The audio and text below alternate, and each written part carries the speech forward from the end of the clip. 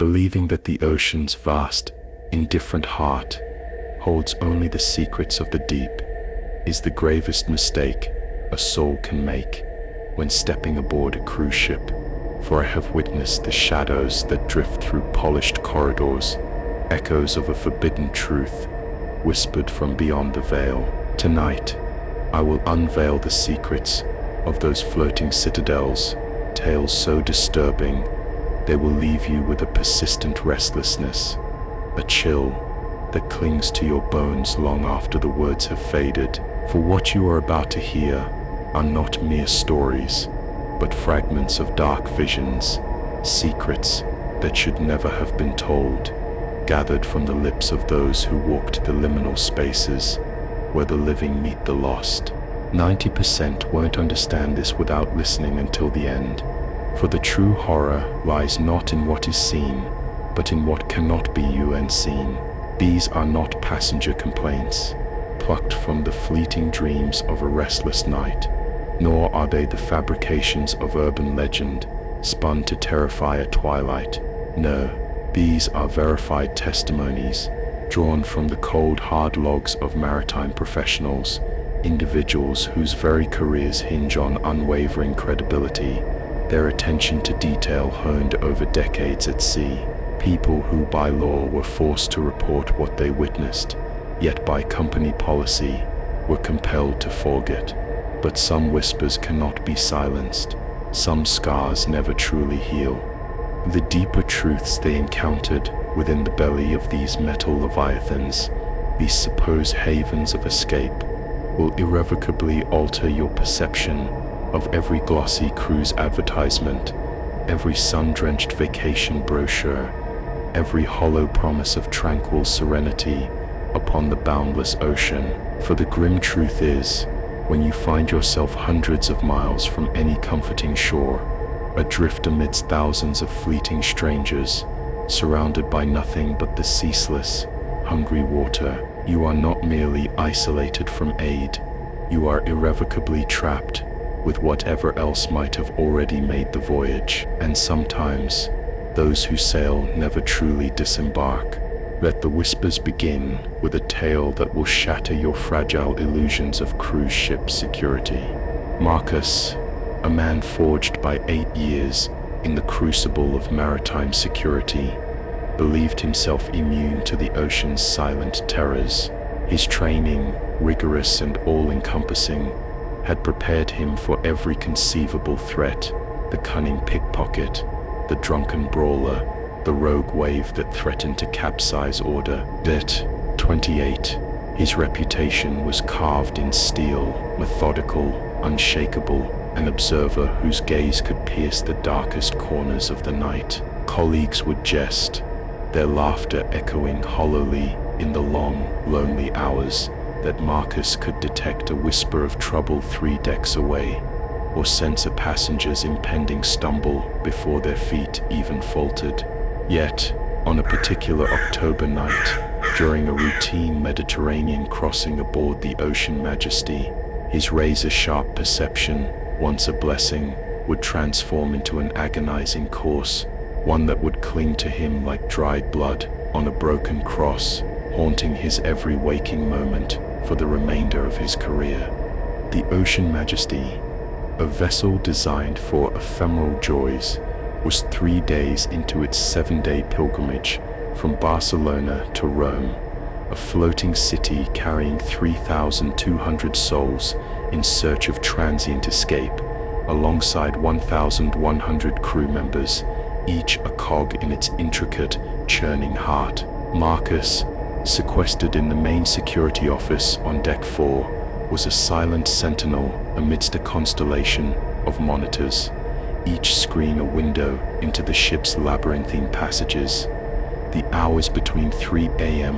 and 7 a.m. were typically a time of profound, almost religious quietude. Most passengers were surrendered to the oblivion of sleep, their dreams perhaps of sun-drenched beaches and azure waters, blissfully ignorant of the encroaching shadows. The bars, those temporary temples of revelry, had long since shuttered their ornate doors, and only the essential, the spectral figures of the night crew moved through the echoing corridors. It was in these peaceful, deceptively serene hours that Marcus, a guardian of the unseen, conducted his most meticulous surveillance reviews, scrutinizing every blind spot, ensuring every system remained in its proper, functioning cage.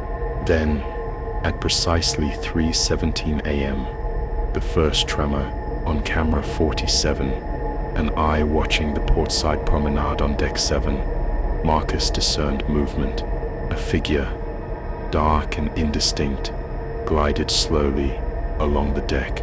Not entirely unusual, he thought, trying to anchor himself in the known. Some souls, plagued by insomnia or a yearning for the pre-dawn sea breeze, often sought solace in a solitary stroll. But something about this figure's gait, its unnerving lack of friction, snagged at the threads of his well-honed intuition, and moved with an odd, ethereal gliding motion, as if its feet, those anchors to the mortal coil, were not quite touching the very ground they traversed. A whisper from beyond, suggesting a defiance of physical laws. Marcus, a cold knot tightening in his stomach, leaned closer to the monitor, his gaze piercing, adjusting the contrast, as if trying to rip a shroud from the unseen. The figure, a silhouette against the dim deck lights, seemed cloaked in dark garments, perhaps a long heavy coat or a spectral robe, its form appearing of average height and build, unremarkable save for its impossible movement. But, as Marcus watched, his breath catching in his throat, a defiance of all logic unfolded before his eyes. The figure, in a blink that seemed to mock the very concept of physical space, appeared simultaneously on camera 52, which monitored the starboard side promenade on the exact same deck.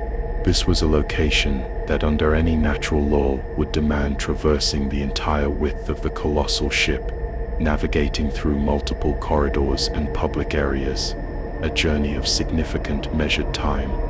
His eyes darted to the timestamps, those cold, undeniable arbiters of reality.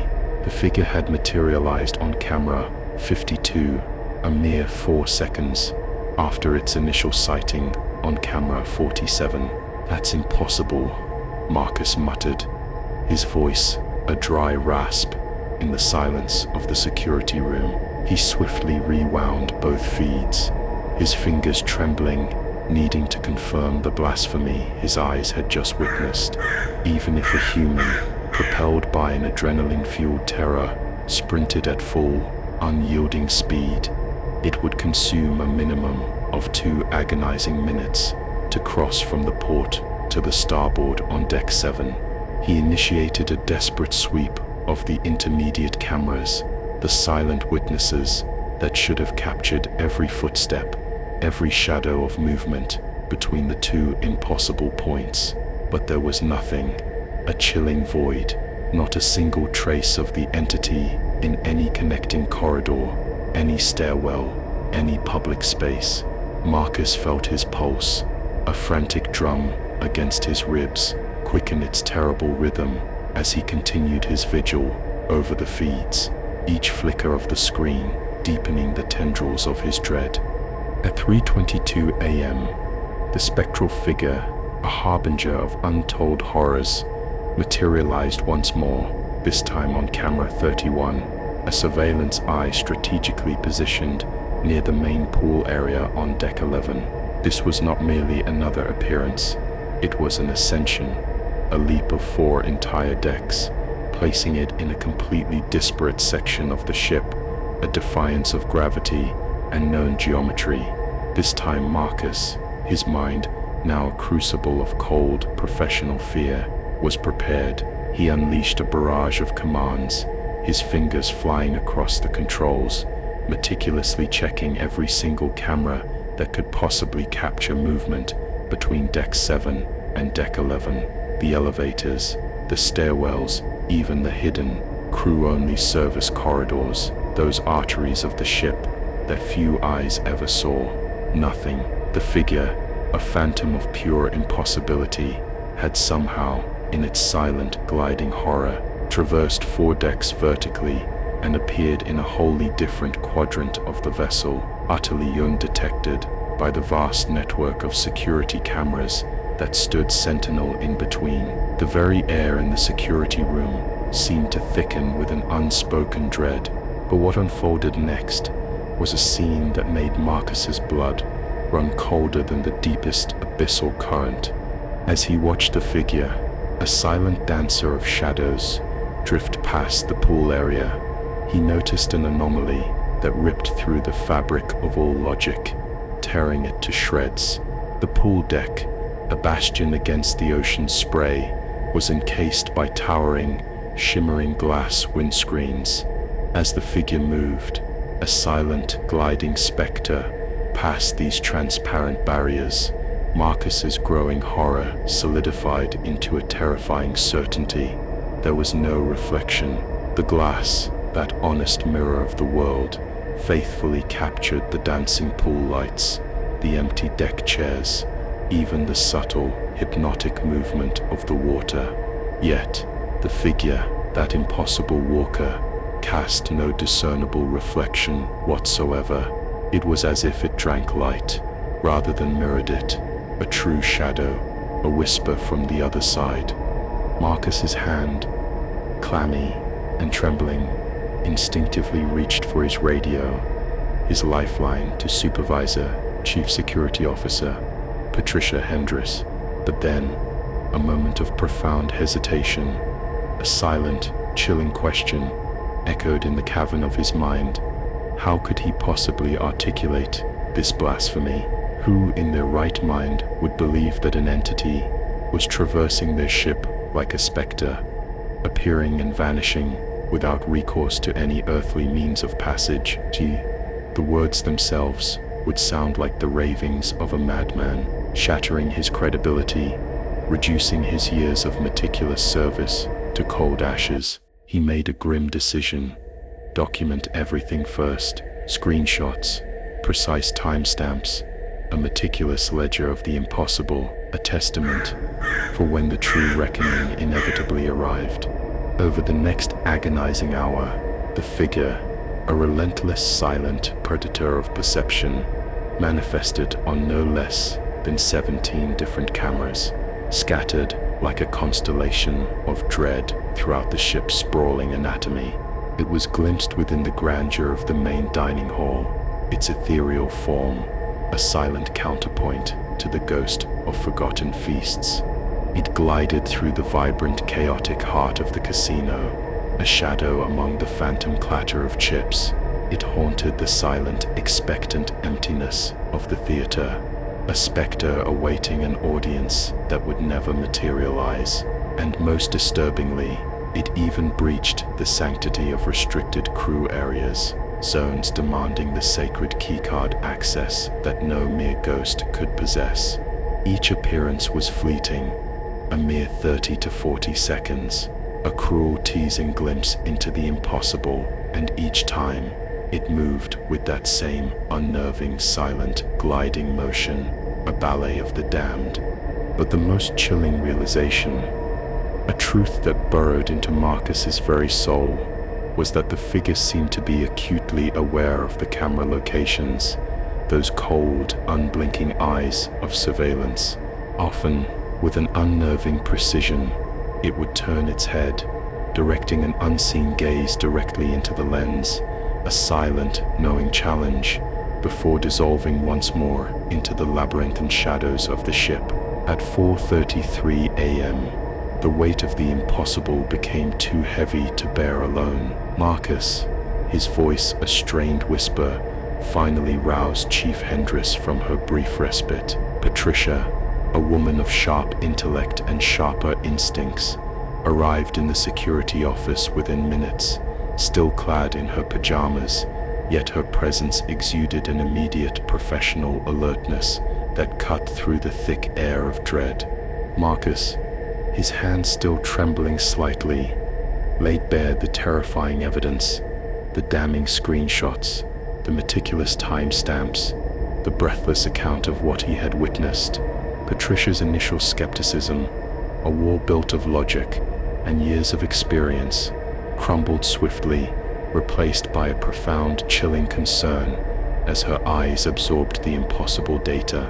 "Show me the live feeds," she commanded, her voice low, hushed, yet imbued with an unmistakable urgency, an echo from the other side. She settled into the chair beside Marcus, her presence a faint anchor in the rising tide of dread. For the next 20 minutes, they sat in an intense, suffocating silence, their gazes fixed on the monitors, the cold blue light reflecting the growing horror in their eyes. Then, at 4:55 a.m., the impossible happened once more. The figure materialized on camera, 18, an eye gazing into the solemn quietude of the ship's chapel on deck 5. This time, both Marcus and Patricia, two seasoned professionals, bore witness to a sight that would irrevocably shatter their understanding of what was possible, of what could truly exist aboard their meticulously controlled vessel. The figure stood motionless, a still, dark icon of dread, in the very center of the chapel for nearly 2 agonizing minutes, a duration far longer than any previous sighting. It was as if it sought solace, or perhaps delivered a silent sermon to an unseen congregation. As they watched, transfixed, other cameras across the ship, now sentient conduits of fear, began to flicker with strange anomalies, like broken crosses in a storm. Lights, those artificial suns of the ship, pulsed and died in corridors where no living soul was present, plunging them into momentary, terrifying darkness. Elevator doors, silent sentinels of vertical passage, opened and closed on empty floors, their mechanical sighs echoing through the deserted decks, a prelude to an unseen arrival.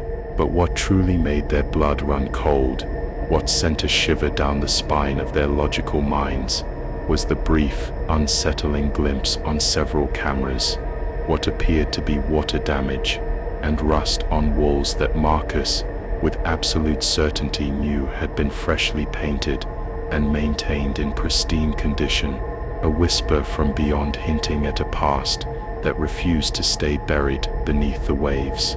"Get me the maintenance logs for this ship," Patricia whispered, her voice barely audible, a fragile thread in the tapestry of burgeoning dread. "I want to know everything about its history, every accident, every incident that was ever reported, every secret locked away in its steel heart."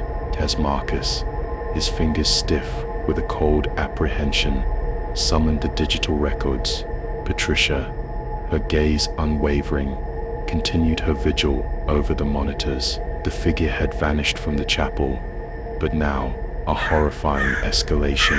Multiple cameras flickered, with brief glimpses of what appeared to be the same entity, a phantom of proliferation, in different locations, simultaneously. At 5:02 a.m., the impossible became geometrically blasphemous. The figure was visible on 3 separate cameras at the precise same moment, an unholy trinity of omnipresent dread that tore at the very sanity of both security officers, forcing them to question the integrity of their own perceptions, the veracity of their own minds. The maintenance logs, a forgotten ledger of the ship's shadowed past, began to reveal a disturbing pattern, an inescapable omen. The Ocean Majesty, while constructed in 1987, was not born entirely new.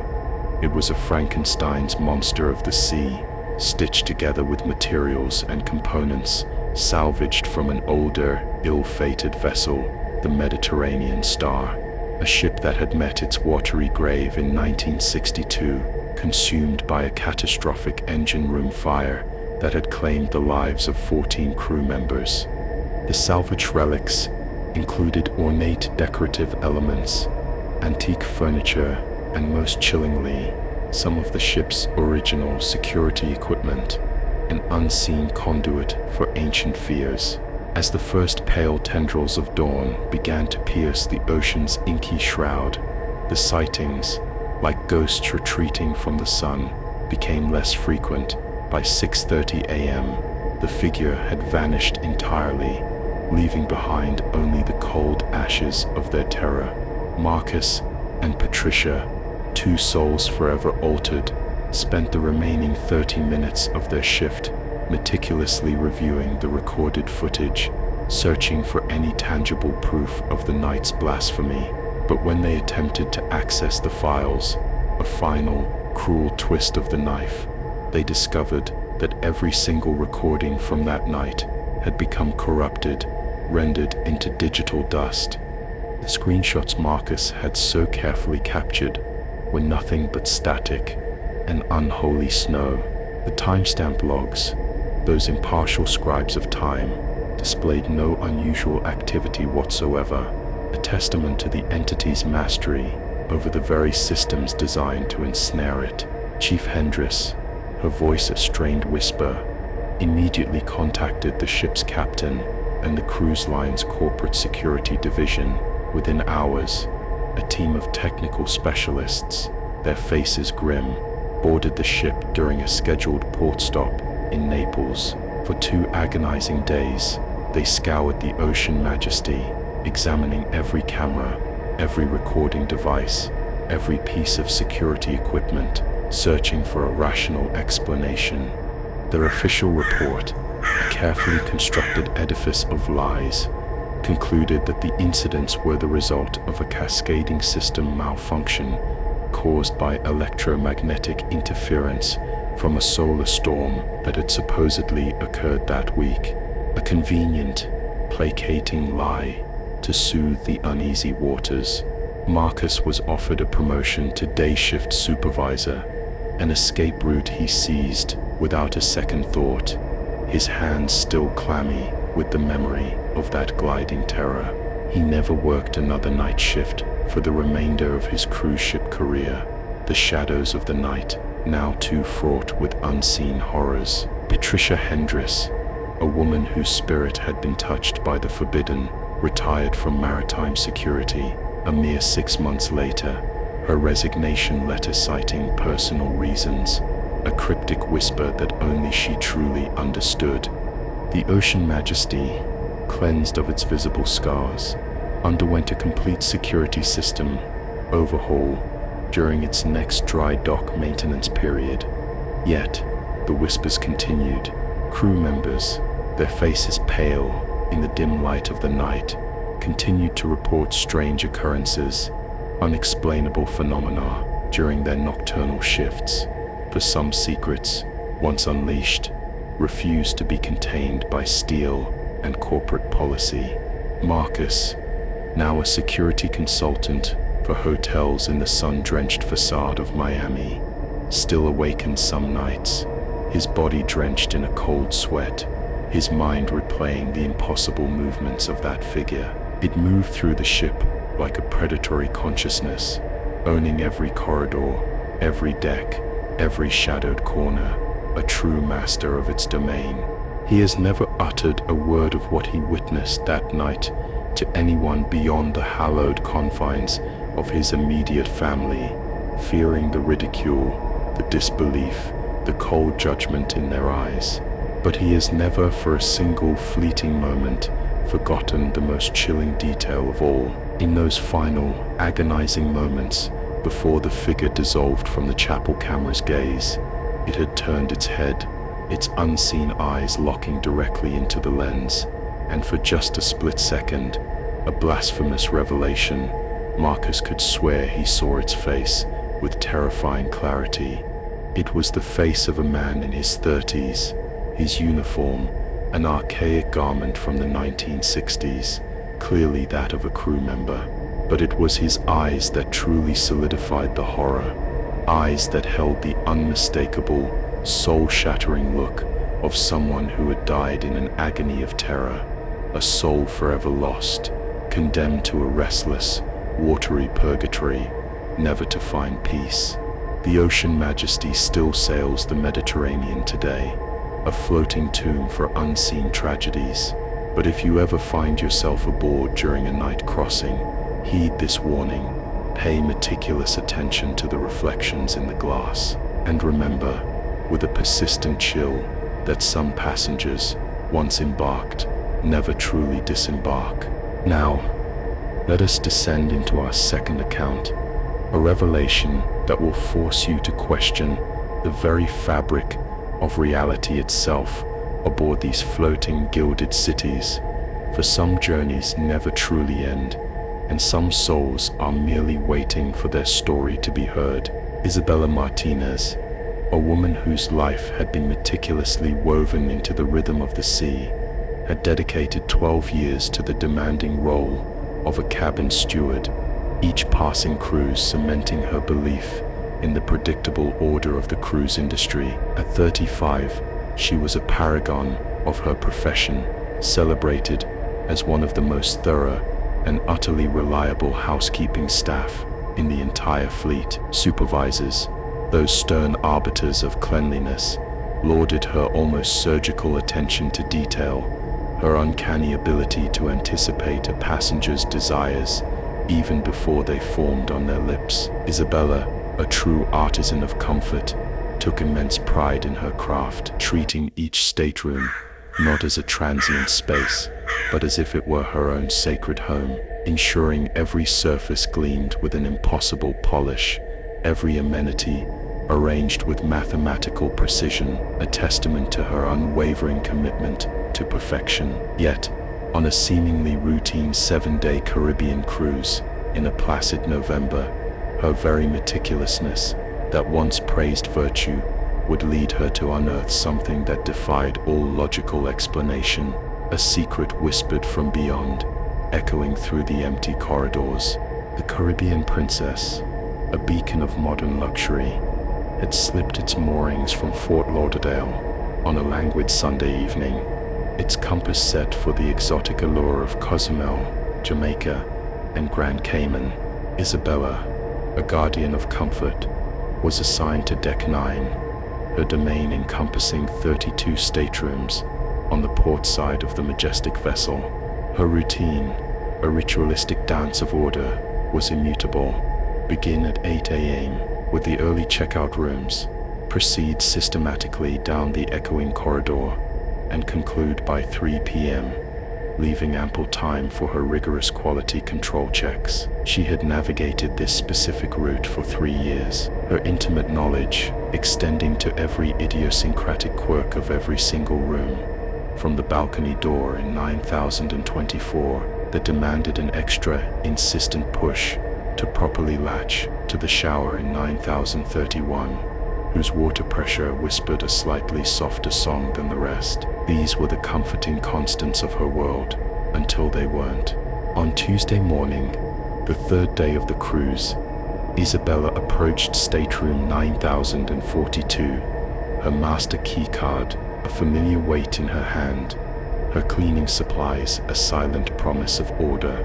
According to her passenger manifest, that cold, impersonal ledger of souls, the room was occupied by Margaret Whitmore, a 73-year-old widow from Portland, Oregon, a lone voyager embarking on a solitary journey.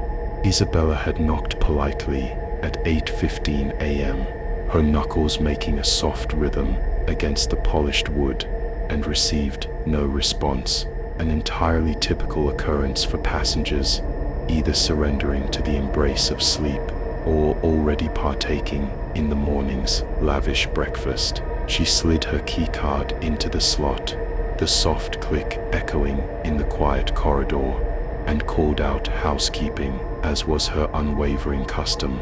But still, only silence greeted her. What Isabella discovered within the confines of stateroom 9042 immediately struck her as profoundly ODD, like a cracked mirror reflecting a warped reality. The room, undeniably, bore the telltale signs of occupancy.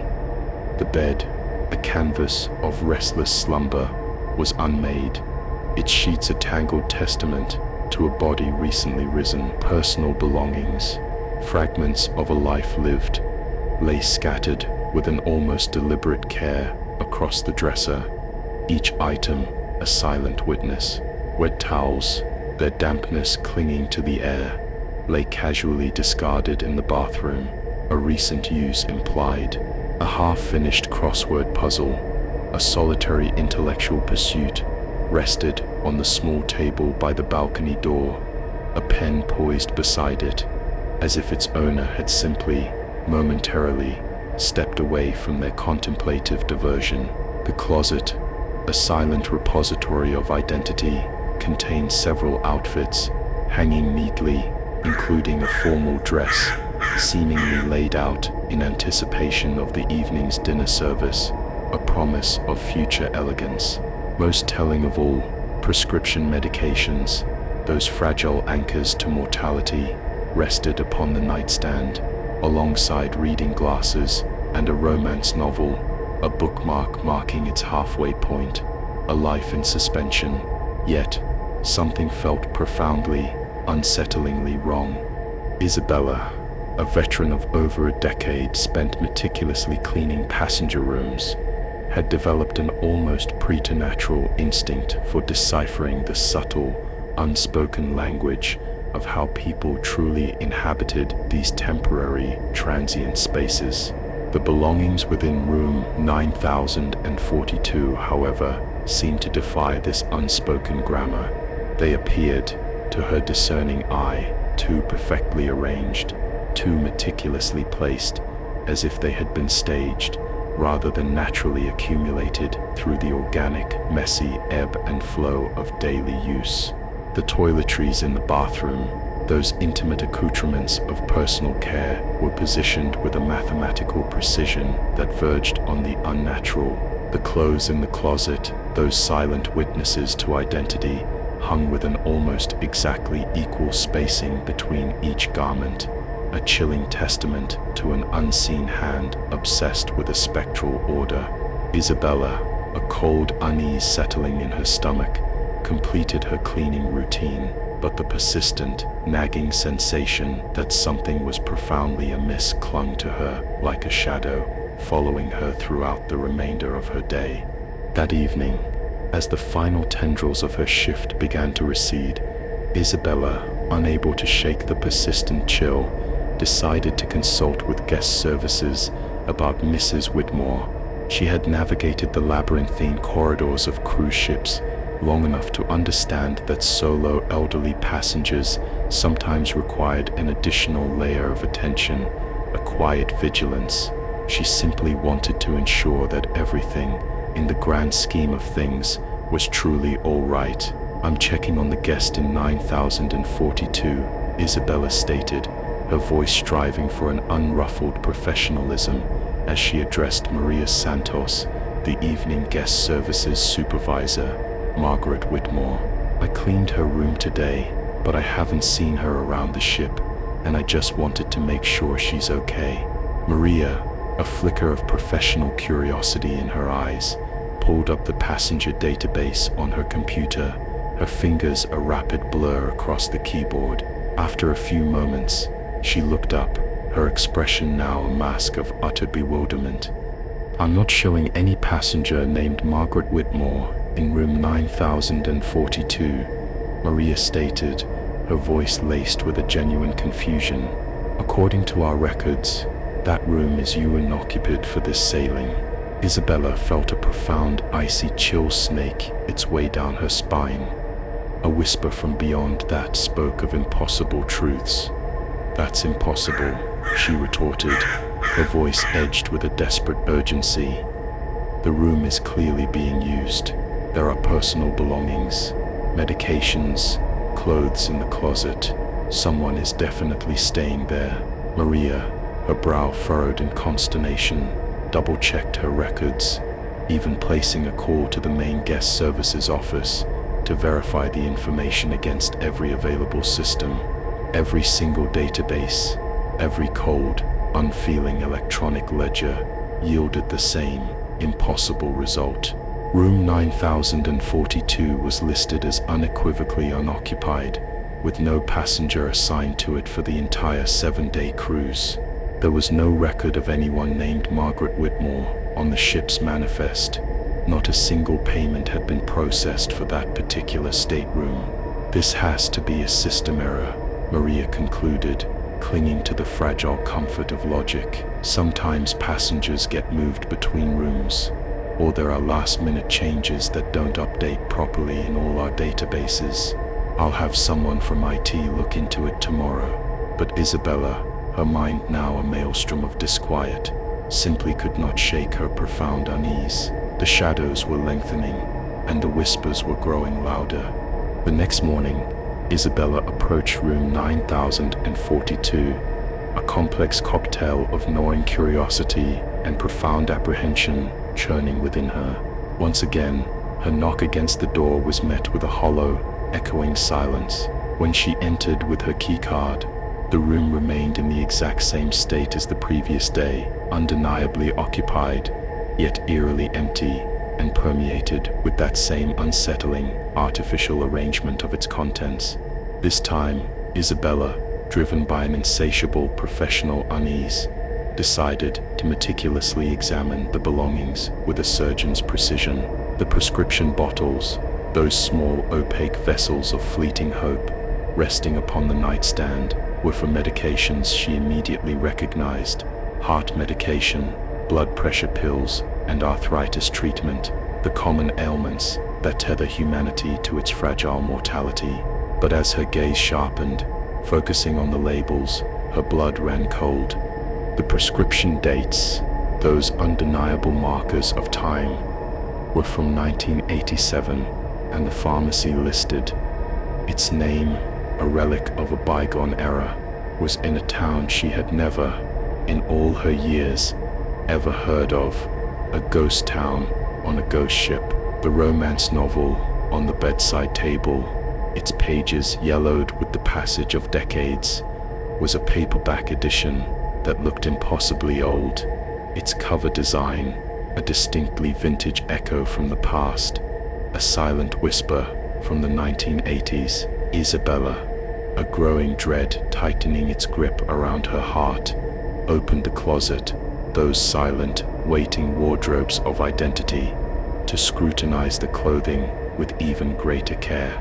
The dresses and blouses, though meticulously maintained, were undeniably from an earlier era. The cuts, the fabrics, the patterns, all were chillingly reminiscent of styles popular in the 1980s, like specters trapped in their final finery.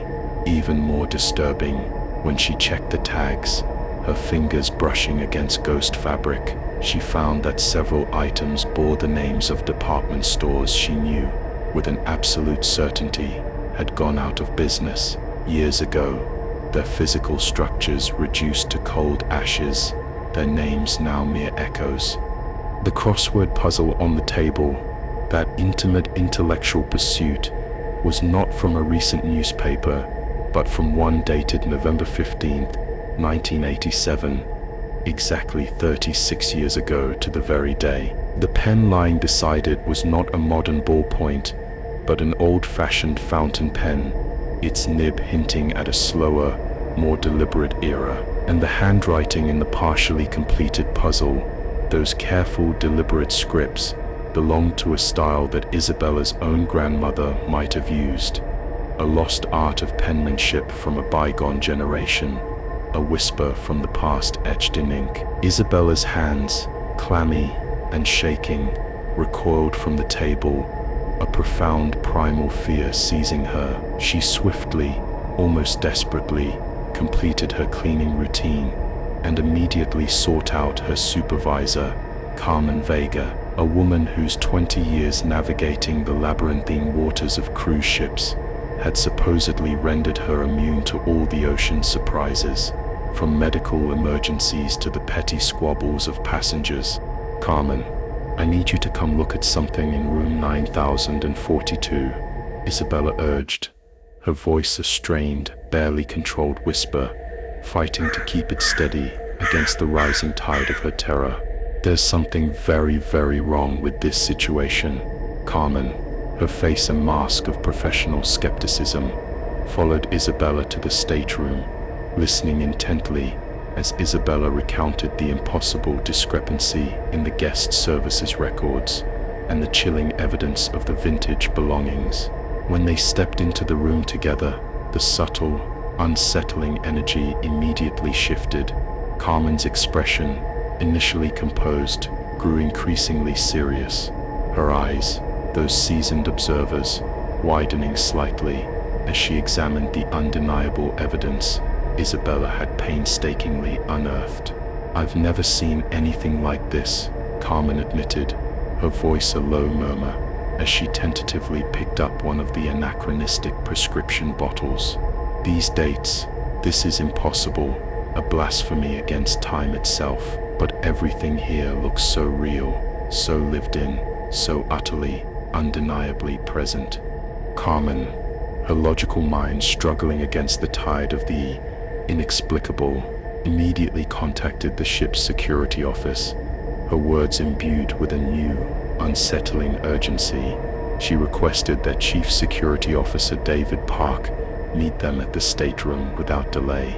When Park arrived, his presence exuding a calm authority, he carried with him a tablet, a cold, digital repository containing the ship's complete passenger manifest and all room assignment records. His meticulous investigation, a thorough examination of the electronic ledgers, merely served to confirm the impossible truth that guest services had already reported. There was no record, absolutely none, of anyone being assigned to room 9042. No payment had been processed. No passenger named Margaret Whitmore existed anywhere within the ship's vast digital systems. "That someone has to be staying here," Park declared, his voice tight with bewilderment as he examined the deeply personal belongings, their silent testimony speaking volumes. "This isn't some kind of prank or a careless mistake. These items show real use, real wear, real life. Someone is undeniably living in this room." Park, his professional resolve now a fragile thing, decided on immediate, decisive action. He ordered a security camera to be discreetly stationed in the corridor outside room 9042, a silent, unblinking eye to monitor any spectral comings or goings. He also placed a subtle, almost imperceptible motion sensor inside the room, a technological sentinel that would instantly alert security if anyone, seen or unseen, dared to enter when housekeeping wasn't present. For the next 2 agonizing days, Isabella, her every nerve taut, continued her normal cleaning routine, but the room, that impossible anomaly, remained in the exact same, unsettling state, clearly occupied, yet eerily, profoundly empty, lived in, yet utterly, undeniably abandoned, like a ghost waiting for a ship that had already sailed. The whispers, she knew, were growing louder. On Friday morning, a day that felt heavy with an unspoken dread, Isabella entered room 9042 for what she believed would be the final time before the cruise concluded its journey. What she discovered made her question the very integrity of her own sanity, shattering the last vestiges of her rational mind like a cracked mirror. The room was precisely as she had left it the day before, a tableau of impossible normalcy, but there was one new chilling addition, a handwritten note resting upon the bedside table, penned in the exact same careful, deliberate script as the anachronistic crossword puzzle. The note, a whisper from the other side, read, "Thank you for taking such good care of my room, dear. I know you've been worried about me, but I'm exactly where I need to be. Some journeys never truly end, and some passengers never really disembark. The sea has been my home for longer than you might imagine. Please don't be frightened. I mean no harm. I simply wanted to take one more cruise to feel the ocean beneath me one more time. Margaret." Isabella's scream, raw and primal, ripped through the quiet corridor, bringing security personnel running, the heavy footsteps echoing the urgency of her terror.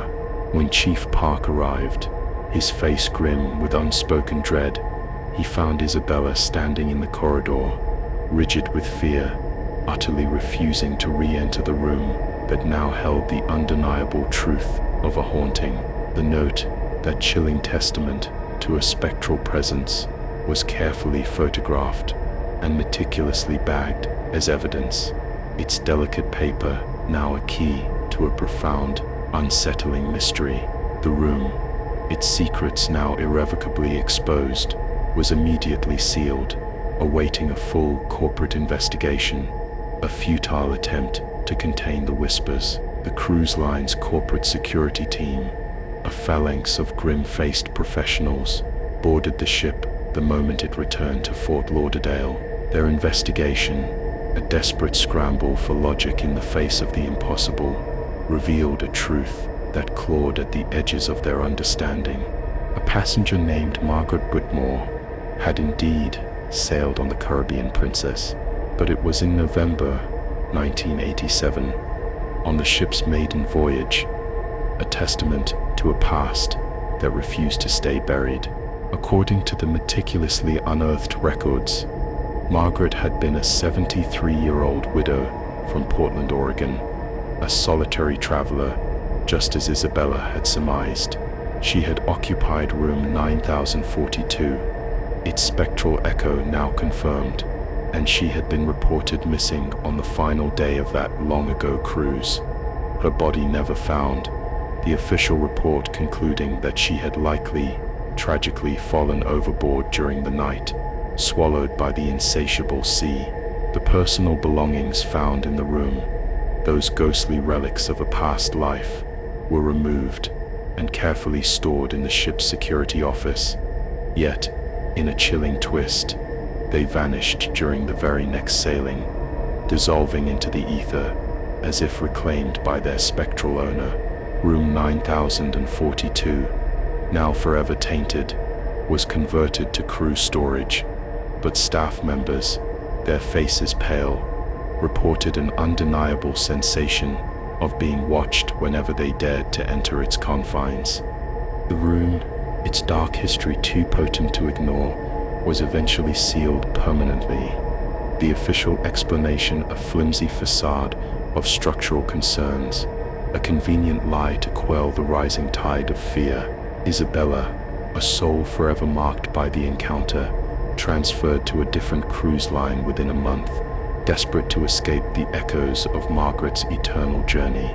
Yet, she never forgot the careful, deliberate handwriting in that spectral note, nor the unsettling way the room had felt, both utterly empty and undeniably occupied at the very same time. She still works as a cabin steward, her hands now more cautious, her gaze more probing, but she has never again encountered a passenger who wasn't truly there, though sometimes, in the quiet, liminal moments between cleaning rooms, when the ship hums with a lonely, nocturnal song, she wonders how many other guests might be sailing on journeys that, like Margaret's, never truly end, forever bound to the vast, hungry ocean. The Caribbean Princess still plies the sun-drenched waters, her opulent decks, a testament to fleeting joy, her past secrets buried deep. But room 9042 remains sealed, a silent, locked shrine to the impossible. Passengers, those unwitting voyagers through time, sometimes report hearing faint, unsettling sounds from that section of Deck 9, the soft, almost imperceptible rustle of pages turning, the delicate scratch of a pen on paper, those echoes of a forgotten crossword, and occasionally the soft, melancholic voice of an elderly woman humming old, forgotten songs, melodies from a time when the ocean itself felt younger, more mysterious, and the fragile boundary between passenger and ghost was not yet so clearly, terrifyingly defined. It is a whisper from beyond, a reminder that the sea remembers every soul it claims, and sometimes it brings them home, even if only for one last, spectral journey. Every soul that joins feeds the voice that whispers from the darkness. Our third story plunges us deeper into the heart of maritime dread, into the very waters that surround these colossal vessels, a place where one man, Ryan Mitchell, believed he understood every conceivable danger that could lurk beneath the waves. But he was about to discover that some threats do not surge from the ocean's churning depths. They rise from within it, a terror far more intimate and insidious, a secret that clings like seaweed to a forgotten corpse. Ryan, a vibrant 24-year-old, was on his inaugural contract as a night lifeguard aboard the Harmony of the Seas, a leviathan among cruise ships, one of the largest afloat, a veritable floating city unto itself. Fresh from the rigorous crucible of lifeguard certification school, his spirit brimming with the promise of exotic destinations and the boundless horizon, Ryan had seized the opportunity to work for Royal Caribbean, a chance to escape the mundane, to truly see the world. The job on the surface seemed idyllic, a perfect alignment of duty and desire, decent pay, the allure of travel to sun-drenched, exotic locales, and a relatively undemanding workload, given that the pools, those sparkling oases of daytime joy, were hermetically sealed to passengers after 11 p.m., a time when shadows lengthened and the ship settled into its nocturnal rhythm. His primary responsibility during the midnight to 6 a.m. shift was simple, almost meditative: ensure the pool areas remained secure, a silent guardian of the waters, and perform routine safety checks on all the myriad water features scattered throughout the ship's vast anatomy. The Harmony of the Seas, a marvel of engineering, boasted a dizzying array of multiple pool areas sprawling across several decks, including the colossal main pool complex on Deck 15, the adults-only, tranquil sanctuary of the solarium pools on Deck 11, and the exclusive, opulent haven of the Suites pool on Deck 17.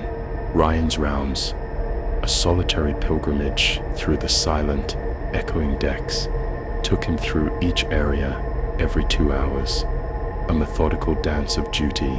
He would meticulously check water temperature, those invisible fluctuations that spoke of hidden forces, scrutinize chemical levels, ensuring the delicate balance of the artificial sea, and confirm that all safety equipment, those silent promises of protection, was perfectly positioned. It was quiet work, deeply solitary, a nocturnal vigil that afforded him ample time for introspection, for contemplating the vast, indifferent ocean beyond the railings, and for luxuriating in the profound, deceptive peace of the ship at night. Ryan had navigated this route for 3 weeks without incident, the predictable rhythms of his duty a comforting lullaby, until something occurred that would forever sever his tranquil relationship with water, transforming it into a dark, disturbing tableau. It was a Tuesday night, deep in the heart of a 7-day Western Caribbean cruise. The ship, a silent steel behemoth, slicing through calm, almost unnervingly still seas between Cozumel and Jamaica. At approximately 2:15 a.m., Ryan, in the midst of his routine, almost ritualistic check of the main pool area, noticed a subtle disturbance. Ripples, concentric circles of unease, marred the perfectly still surface of the largest pool. This in itself was not entirely unusual.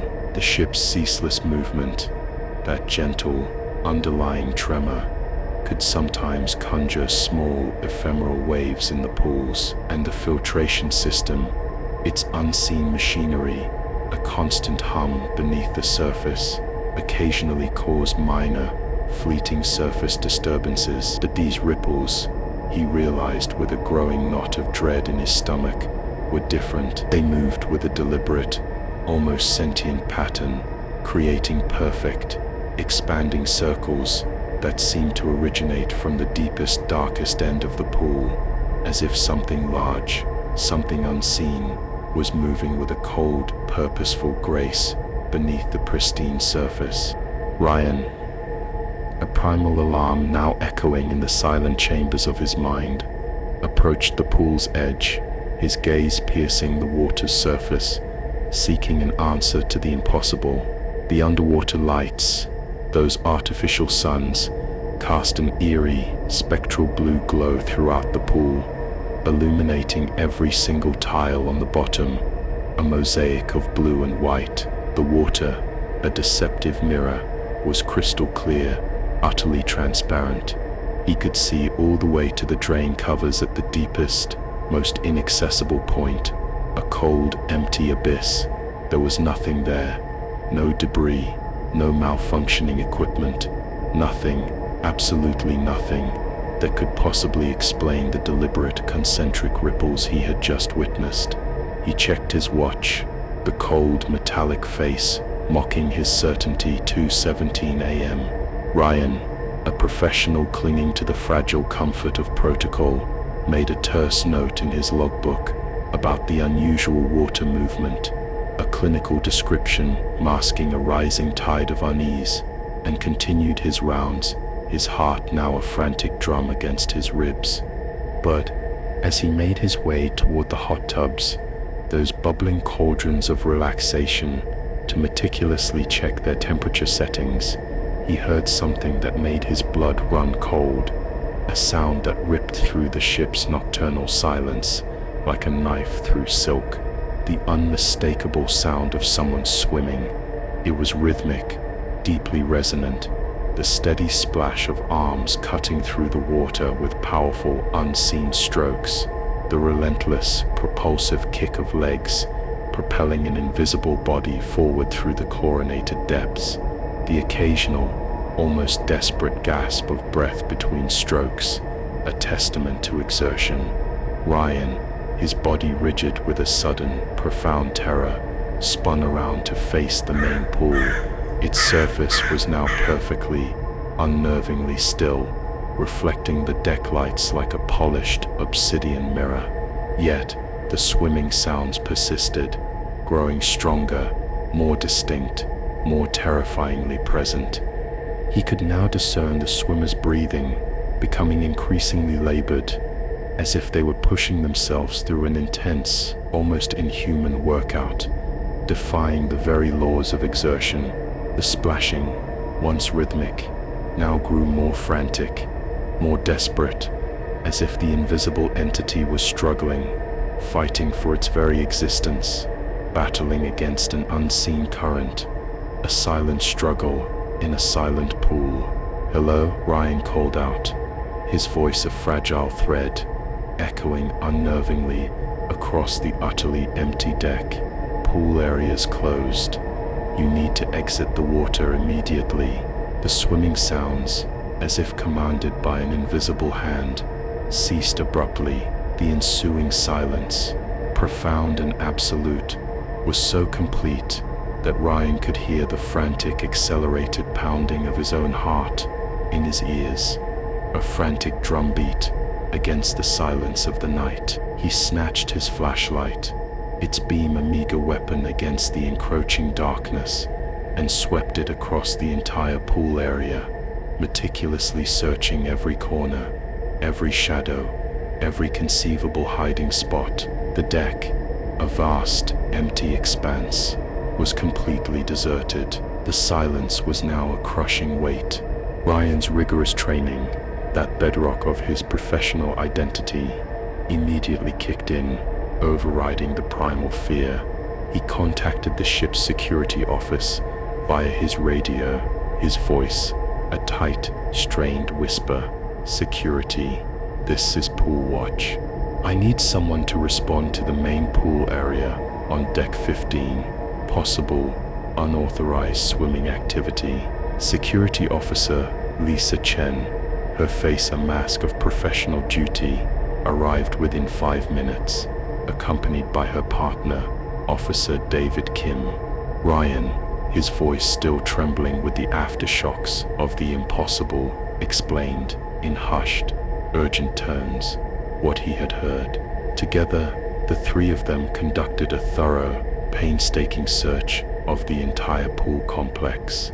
They meticulously checked the changing rooms, those echoing tiled spaces. They scoured the equipment storage areas, those silent repositories of maintenance. They even descended into the maintenance spaces hidden beneath the pool deck, those dark, unseen arteries of the ship. They found absolutely no evidence of any unauthorized person, living or otherwise, in the area. Could have been sounds carrying from another part of the ship, Officer Chen suggested, her voice clinging to the fragile comfort of logic. Sometimes the acoustics on these vessels can be tricky, especially at night when it's quiet, when the ship breathes its silent, nocturnal breath. Ryan nodded, a feigned agreement, but he was far from convinced. He had spent 6 years working around pools, first as a community pool lifeguard, then at various resort properties, his ears attuned to the nuances of water and sound. He knew the sound of swimming when he heard it, an undeniable, visceral certainty, and what he had experienced, that chilling phenomenon, was definitively someone moving through water, not mere echoes, not acoustic tricks played by the ship's vast, metallic heart. The security officers completed their report, a clinical summary of the unexplainable, and departed, leaving Ryan alone once more, deeply, irrevocably unsettled. He decided to remain closer to the main pool area for the remainder of his shift, conducting more frequent checks than usual, his senses now hyper-alert to the whispers of the unseen. At 3:45 a.m., it happened again, a return of the nightmare, but this time with a terrifying escalation. Ryan was seated at the lifeguard station, a solitary sentinel in the vast, silent expanse, when the sounds began anew.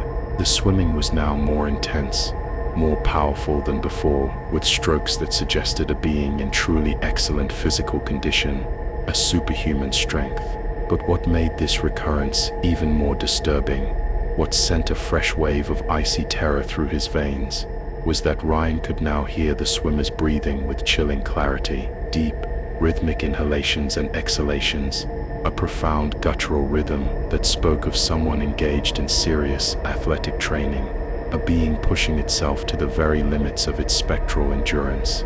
Ryan rose slowly, deliberately, trying not to make any sound that might scare away whoever, or whatever, was now inhabiting the pool.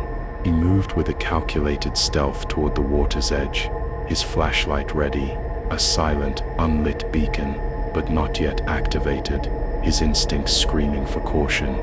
The swimming sounds, those chilling echoes of an impossible presence, were emanating from the far end of the pool, near the diving area, the deepest part of the artificial abyss. As he drew closer, the horror intensified. He could hear water lapping rhythmically against the pool edges, a subtle, insistent sound, as if displaced by a moving body, a spectral current. When Ryan finally reached the pool's edge and peered down into the illuminated depths, his mind, that fragile fortress of logic, struggled to process the blasphemy his eyes were witnessing. The water was moving in patterns, utterly consistent with someone swimming laps, waves washing against the sides, small ephemeral whirlpools forming precisely where arms and legs would be cutting through the water, a phantom disturbance, but there was no one there. The pool, a vast, shimmering expanse of blue, was empty, yet the water moved with the undeniable certainty, as if occupied by an invisible, relentless swimmer. The whispers were now a roar. Ryan, his hand trembling, flicked on his flashlight, aiming its piercing beam at the water. The light, that fragile arbiter of visibility, revealed something that made him question the very integrity of his own sanity, tearing at the threads of his rational mind. There were air bubbles, rising to the surface in a steady, relentless stream, following a precise, serpentine path that meticulously traced the entire length of the pool. The bubbles, those ghostly exhalations, appeared to be coming from someone swimming underwater, a submerged, invisible entity. But there was no body, no physical form generating them, simply a trail of spectral breath. As Ryan watched in horrified fascination, his heart a frantic drum against his ribs, the bubble trail reached the shallow end of the pool, and with an unnerving precision, stopped. The water became unnaturally still for a moment, a pregnant pause in the cosmic order, then suddenly, violently, erupted in a splash pattern, a chaotic, desperate spray, utterly consistent with someone surfacing for air. Ryan could even hear the distinct guttural gasp of breath, that primal cry for life. But still, there was nothing, absolutely nothing visible, breaking the surface. Only the sound, only the movement, only the chilling certainty of an unseen presence. Ryan's radio, a sudden jarring intrusion into the suffocating silence, crackled violently to life. Pool watch. This is security. We're getting reports of unusual sounds from the pool area. Everything okay up there? Ryan hesitated, his mind a maelstrom of terror and confusion. How could he possibly articulate the cosmic horror he was witnessing? The blasphemy against all known laws. Security, he stammered, his voice thick with unadulterated dread. I need you to come back to deck 15. I'm not sure how to describe what's happening here. This time Security Chief Martinez, his voice a steel anchor, responded personally, bringing with him 2 additional officers, and ominously, a maintenance supervisor.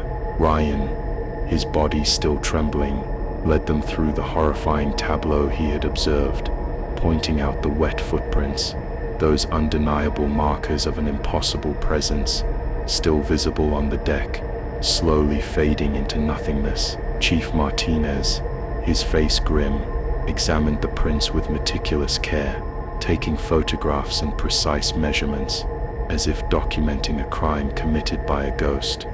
These are definitely human footprints, Martinez confirmed, his voice a low, gravelly murmur, but I don't understand how someone could have gotten in and out of this area without being detected. We have cameras covering all the access points, a web of silent eyes. The maintenance supervisor, Carlos Ruiz, a man whose 15 years working the labyrinthine guts of cruise ships had supposedly rendered him unflappable, meticulously examined the pool's filtration and circulation systems, searching for any mundane, mechanical explanation for the profoundly unusual water movement. Everything's functioning normally, he reported, his voice tinged with an unspoken unease. Water temperature, chemical levels, circulation pumps, all within normal parameters. A perfect, predictable ballet of machinery. Chief Martinez, her logical mind now grasping at straws, made a drastic, unprecedented decision to drain the main pool for a complete forensic inspection. If someone is somehow getting into this area undetected, she declared, her voice resolute, we need to find out how. This is a serious security concern, a breach of the very fabric of our safety.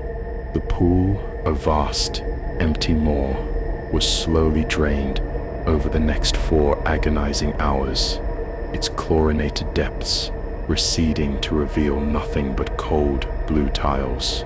But the meticulous inspection revealed absolutely nothing unusual. The pool structure was sound, the filtration system was working perfectly, and there were no hidden access points, no concealed equipment malfunctions that could possibly explain the terrifying phenomena Ryan had witnessed, that silent, watery ballet of the unseen. But as the maintenance crew began the slow, laborious process of refilling the pool the following evening, Ryan, now haunted by an unshakable dread, made a discovery that would cling to him like dried blood, haunting him for the remainder of his life. While poring over the ship's historical records, those forgotten ledgers of maritime tragedy, in the quiet, hushed confines of the crew library, he found a newspaper clipping from 1998. Its yellowed pages, a testament to bygone horrors, a revelation that made his hands shake uncontrollably as he read its chilling words. The article, a cold, clinical account of past tragedy, described a horrific incident aboard the Harmony of the Sea's predecessor vessel, a ship that had operated the very same Caribbean route, its path haunted by history. A 26-year-old competitive swimmer named Michael Torres had been found drowned in the ship's main pool during a night crossing between Cozumel and Jamaica. According to the police report, Torres had apparently entered the pool area after hours, driven by a relentless, almost obsessive need for a late-night training session, a solo pilgrimage in the silent, moonlit water. Security cameras had captured him entering the pool area at 2:15 a.m., those unblinking eyes recording his final fateful steps, but he was never seen leaving. His body was discovered the next morning by the day shift lifeguard, a grim awakening to an impossible truth. The most chilling detail in the article, a paragraph that sent a profound, icy dread through Ryan's very soul, was the coroner's finding. Torres had drowned despite being an Olympic-level swimmer, a master of the water, with no history of any medical conditions that would have impaired his formidable swimming ability. The official cause of death was listed as unexplained drowning, a chilling clinical euphemism for the truly unexplainable. The incident had led to enhanced security measures for all pool areas on cruise ships, a futile attempt to cage the unseen. Ryan, a profound, sickening realization now washing over him like an icy wave, understood the times matched. Exactly 2:15 a.m. was precisely when he had first heard the spectral swimming sounds. The route was the same, a haunted pathway across the seas. The location was the same, the very pool where he now stood, a silent witness. Even the date was the same, to the very day, 27 years after Michael Torres had died, a soul forever trapped in the rhythm of his final, desperate swim. Ryan, his spirit broken by the encounter, immediately requested an immediate transfer to day shift, citing personal reasons, a polite lie to mask the ineffable terror that now clung to him. His supervisor, who had received hushed reports of the unusual incidents from Security Chief Martinez, approved the transfer without question, a silent acknowledgement of the unsaid. Ryan never worked another night shift on a cruise ship, his spirit forever scarred by the whispers from beyond, and he left the maritime industry entirely 6 months later, seeking solace on solid ground, far from the hungry, remembering ocean. The Harmony of the Seas continues its grand, luxurious voyages through the Caribbean, a floating monument to human pleasure, and the main pool remains open to passengers during regular hours, a glittering, deceptive facade.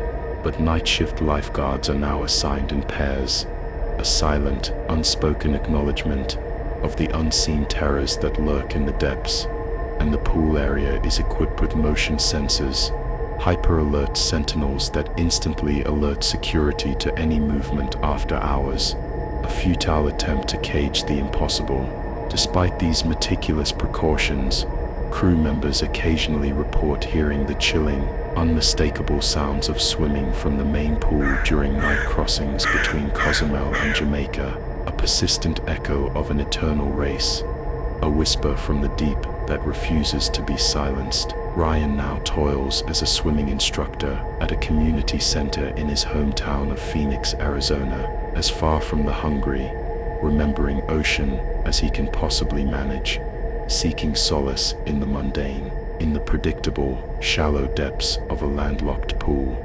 But sometimes, in the quiet, liminal moments after the pool closes for the night, when the last child has splashed, when the last echo of laughter has faded, he still hears the faint, persistent echo of those desperate strokes cutting through water, a phantom rhythm that clings to him like the salt of the sea, and he remembers, with a persistent chill that never truly leaves him, the wet footprints that led nowhere, made by a swimmer who would never stop training, never stop trying to reach a finish line that existed somewhere in the fluid, terrifying space between the world of the living and the cold, unyielding depths of the sea. The pool deck of the Harmony of the Seas is meticulously cleaned and dried every single night after the final maintenance check, its surfaces gleaming with an artificial purity. But experienced crew members,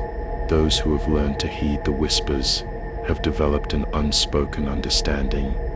They have learned not to look too closely at the deck on certain nights, especially when the ship is sailing between Cozumel and Jamaica, because sometimes, in the eerie, pre-dawn hours, wet footprints, those eternal evidence of an impossible presence, still appear on the pristine deck, the undeniable, chilling proof of a swimmer who, in his restless, tragic pursuit of an eternal finish line, refuses to accept that his final race has already ended. Every soul that joins feeds the voice that whispers from the darkness. Our fourth story now takes us into the very heart of every cruise ship, the main dining hall, a grand, opulent space where thousands of ephemeral passengers gather each day, their laughter and chatter filling the air to share meals and forge fleeting memories. But what truly transpires in these magnificent, echoing spaces after the last guest has reluctantly departed, after the last light has been extinguished, leaving only the encroaching shadows, is something that will force you to reconsider every late-night snack you've ever craved, every lingering hunger pang. For some appetites, it seems, are eternal, and some guests never truly leave. Antonio Vasquez, a man weathered by 42 years of life and 8 years spent toiling as a night janitor aboard various cruise ships, was a testament to quiet, unyielding dedication. A single father, his heart aching for his 2 daughters back home in Honduras, he had embraced this arduous, often thankless job, sending the lion's share of his meager earnings across vast oceans, driven by the singular, burning desire to ensure they could attend good schools, to carve out opportunities he himself had been cruelly denied.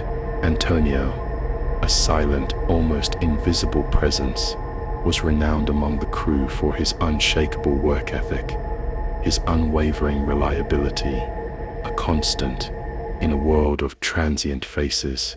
He never missed a shift, never voiced a complaint about the long, lonely hours that stretched into the pre-dawn turgeon.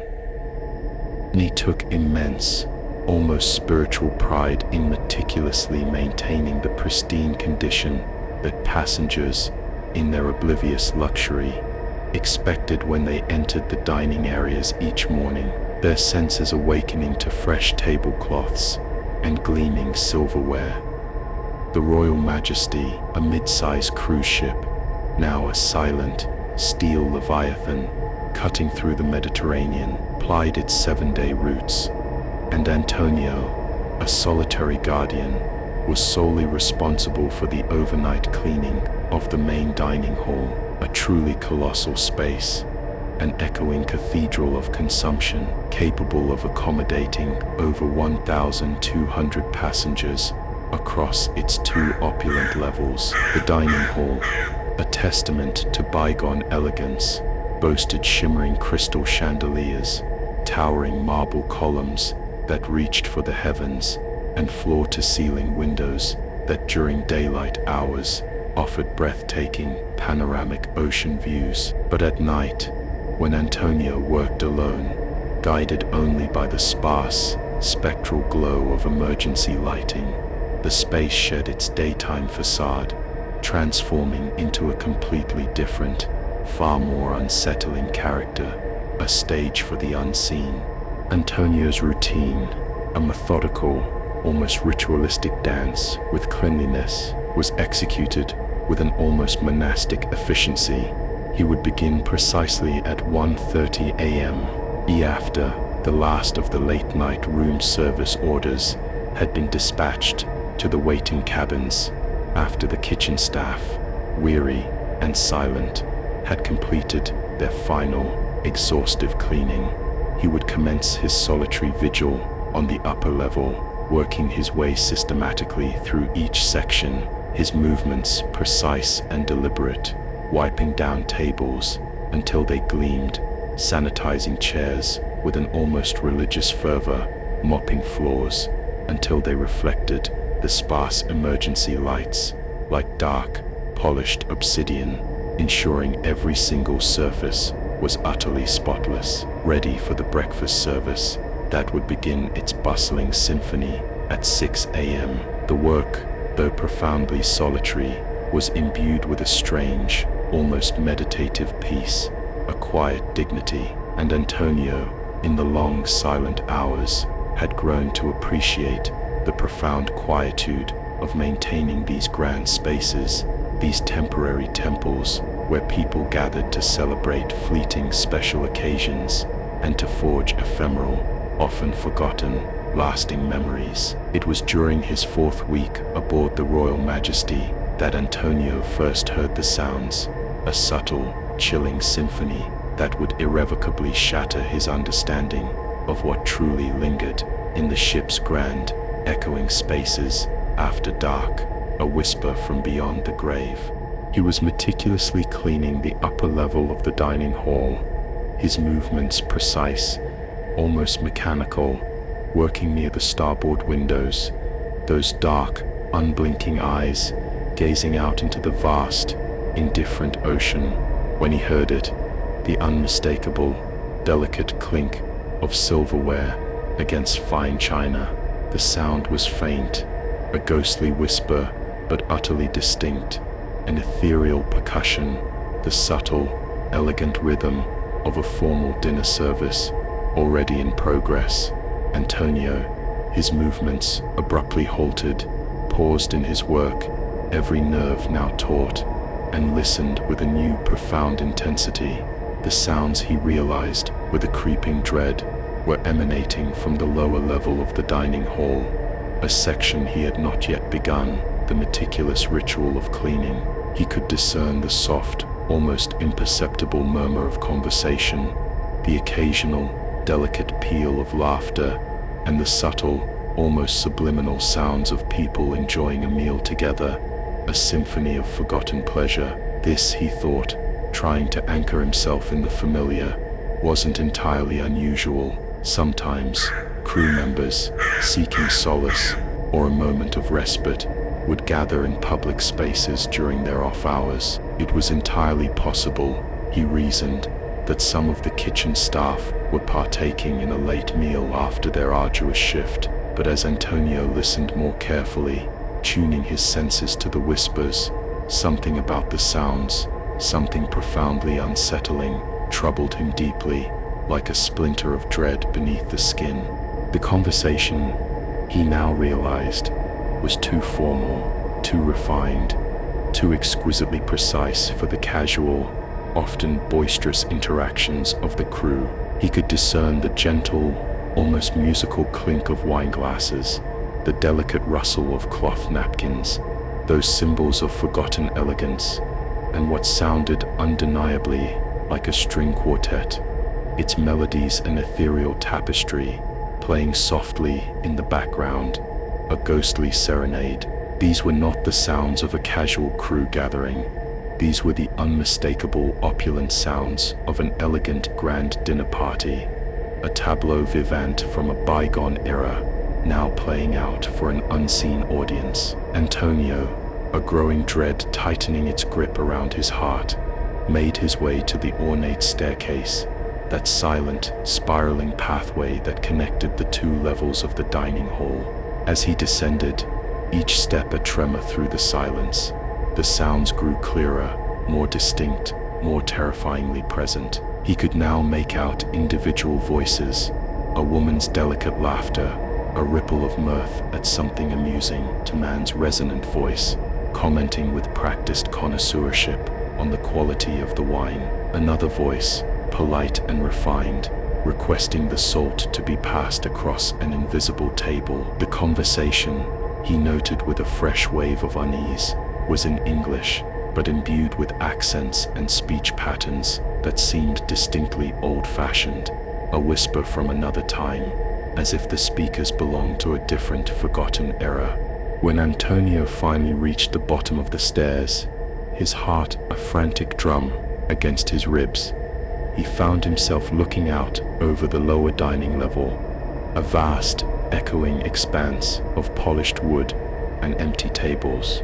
The space was utterly dark, save for the sparse, ghostly glow of the emergency lighting tracing the contours of the walls. Every single table was empty. Every single chair was pushed in with a meticulous precision, exactly as he had left them the night before. A perfect, pristine tableau of absence.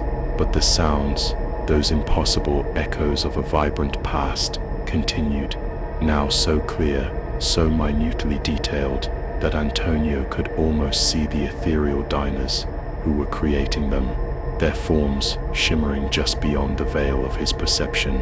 He could discern the faint, almost imperceptible scrape of chairs being moved, the gentle, resonant thud of serving dishes being placed upon tables, and the soft, almost silent footsteps of unseen waiters gliding effortlessly between tables, attending to an invisible clientele.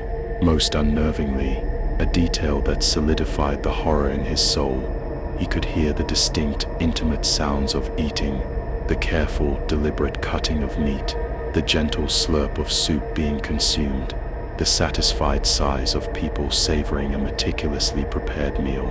Antonio, his hand trembling, snatched his flashlight, its beam a fragile weapon against the encroaching darkness, and swept it across the dining area, a desperate attempt to pierce the illusion. The light, that harsh arbiter of reality, revealed nothing but empty tables, set with pristine white tablecloths, gleaming silverware, and crystal glasses that caught and reflected the beam, creating a dance of fractured light. But as the light moved across the space, the sounds of dining continued unabated, a ghostly symphony, as if the diners, those unseen Epicureans, were utterly, profoundly unaffected by his sudden, glaring presence, their existence immune to his probing light.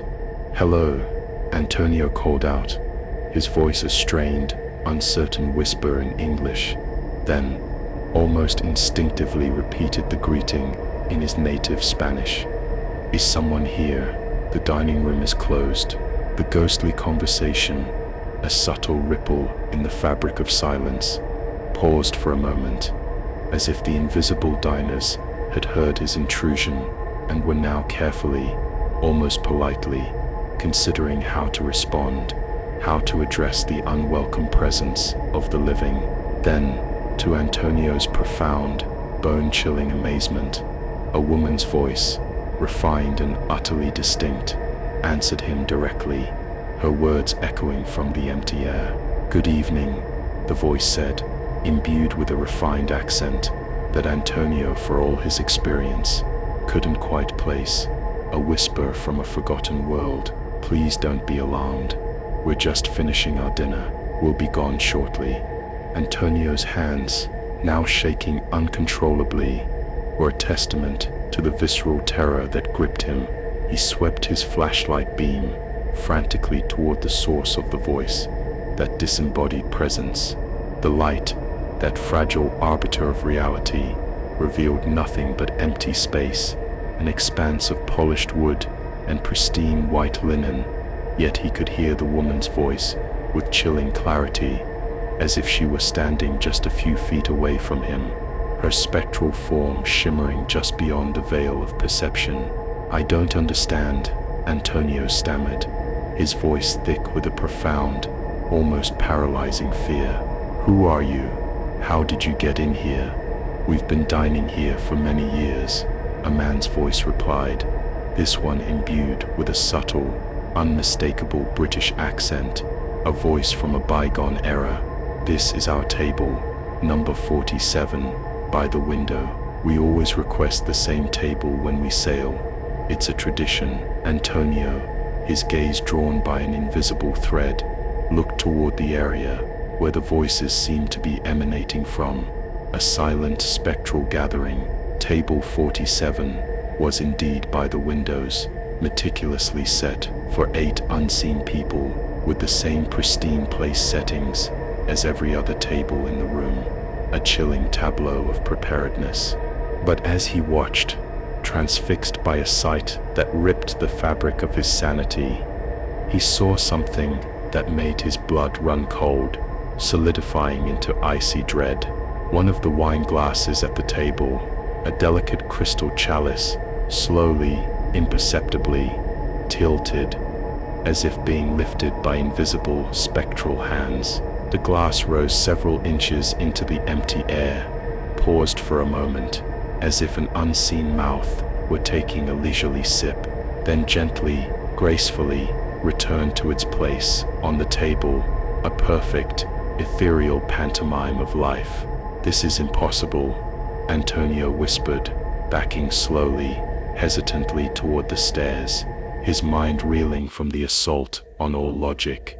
"Nothing is impossible at sea," the woman's voice replied gently, her tone imbued with an ancient, profound wisdom, a whisper from the deep. "The ocean remembers everything, every ship that has sailed these waters, every passenger who has dined in rooms like this one. We're simply continuing our journey, enjoying the same pleasures we've always enjoyed, forever bound to these voyages." As if to emphasize her chilling point, Antonio heard the unmistakable, celebratory sound of a champagne cork being popped, followed by the delicate fizz of champagne being poured into invisible glasses. He could see bubbles, ephemeral, ghostly effervescence, forming in several glasses on table 47, as if the invisible liquid, a spectral libation, were being distributed among the unseen diners, a toast to an eternal feast. Antonio's radio, a jarring, sudden intrusion, crackled violently to life, startling him, ripping him from the terrifying tableau. "Night crew, this is security. We're getting reports of unusual sounds from the main dining hall. Everything okay down there?" Antonio fumbled desperately for his radio, his hands shaking so violently he could barely press the talk button, his voice a choked, desperate rasp. "Security! This is Antonio in the main dining hall. I need someone to come down here. There's something happening that I can't explain, something that defies all reason." On our way came the calm, professional reply, a promise of human presence, a fragile anchor in the rising tide of the supernatural. The invisible diners, those ethereal Epicureans, seemed to sense that their privacy, their eternal ritual, was about to be interrupted. Antonio heard the faint, almost imperceptible scrape of chairs being pushed back from tables, the soft rustle of napkins being folded, and the general, subtle sounds of people preparing to leave a restaurant, a ghostly exodus.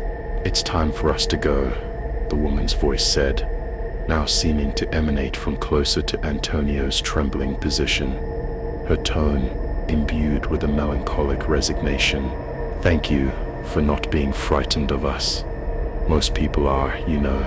"Wait," Antonio called out, a desperate plea for understanding, for a fragment of truth. "Who are you? What ship are you from?" "The Britannia," the man's voice replied, now sounding more distant, fading like a whisper on the wind. "We sailed from Southampton in 1952. Such a lovely crossing it was.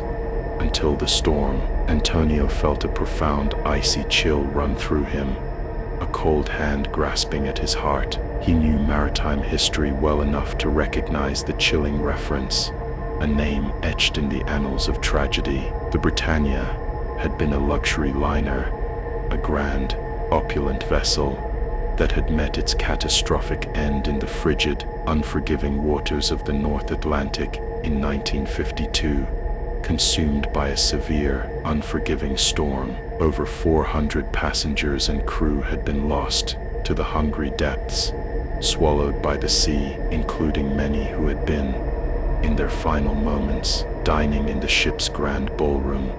When the vessel went down, their last meal, an eternal one. By the time security officers Rodriguez and Chen arrived, their footsteps echoing hollowly in the vast, silent space, the dining hall had returned to an unnerving, absolute silence.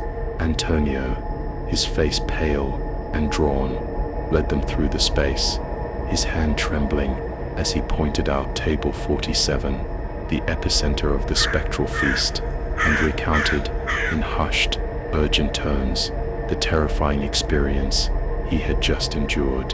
The officers, their skepticism warring with the undeniable evidence, found something that lent an eerie credence to Antonio's account. Several wine glasses, those empty chalices of ghostly champagne, contained what appeared to be champagne residue, its faint aroma still lingering in the air, despite the undeniable fact that no alcohol service had taken place in the dining hall for over 8 hours. Could be condensation, Officer Rodriguez suggested, his voice lacking conviction, a desperate cling to logic.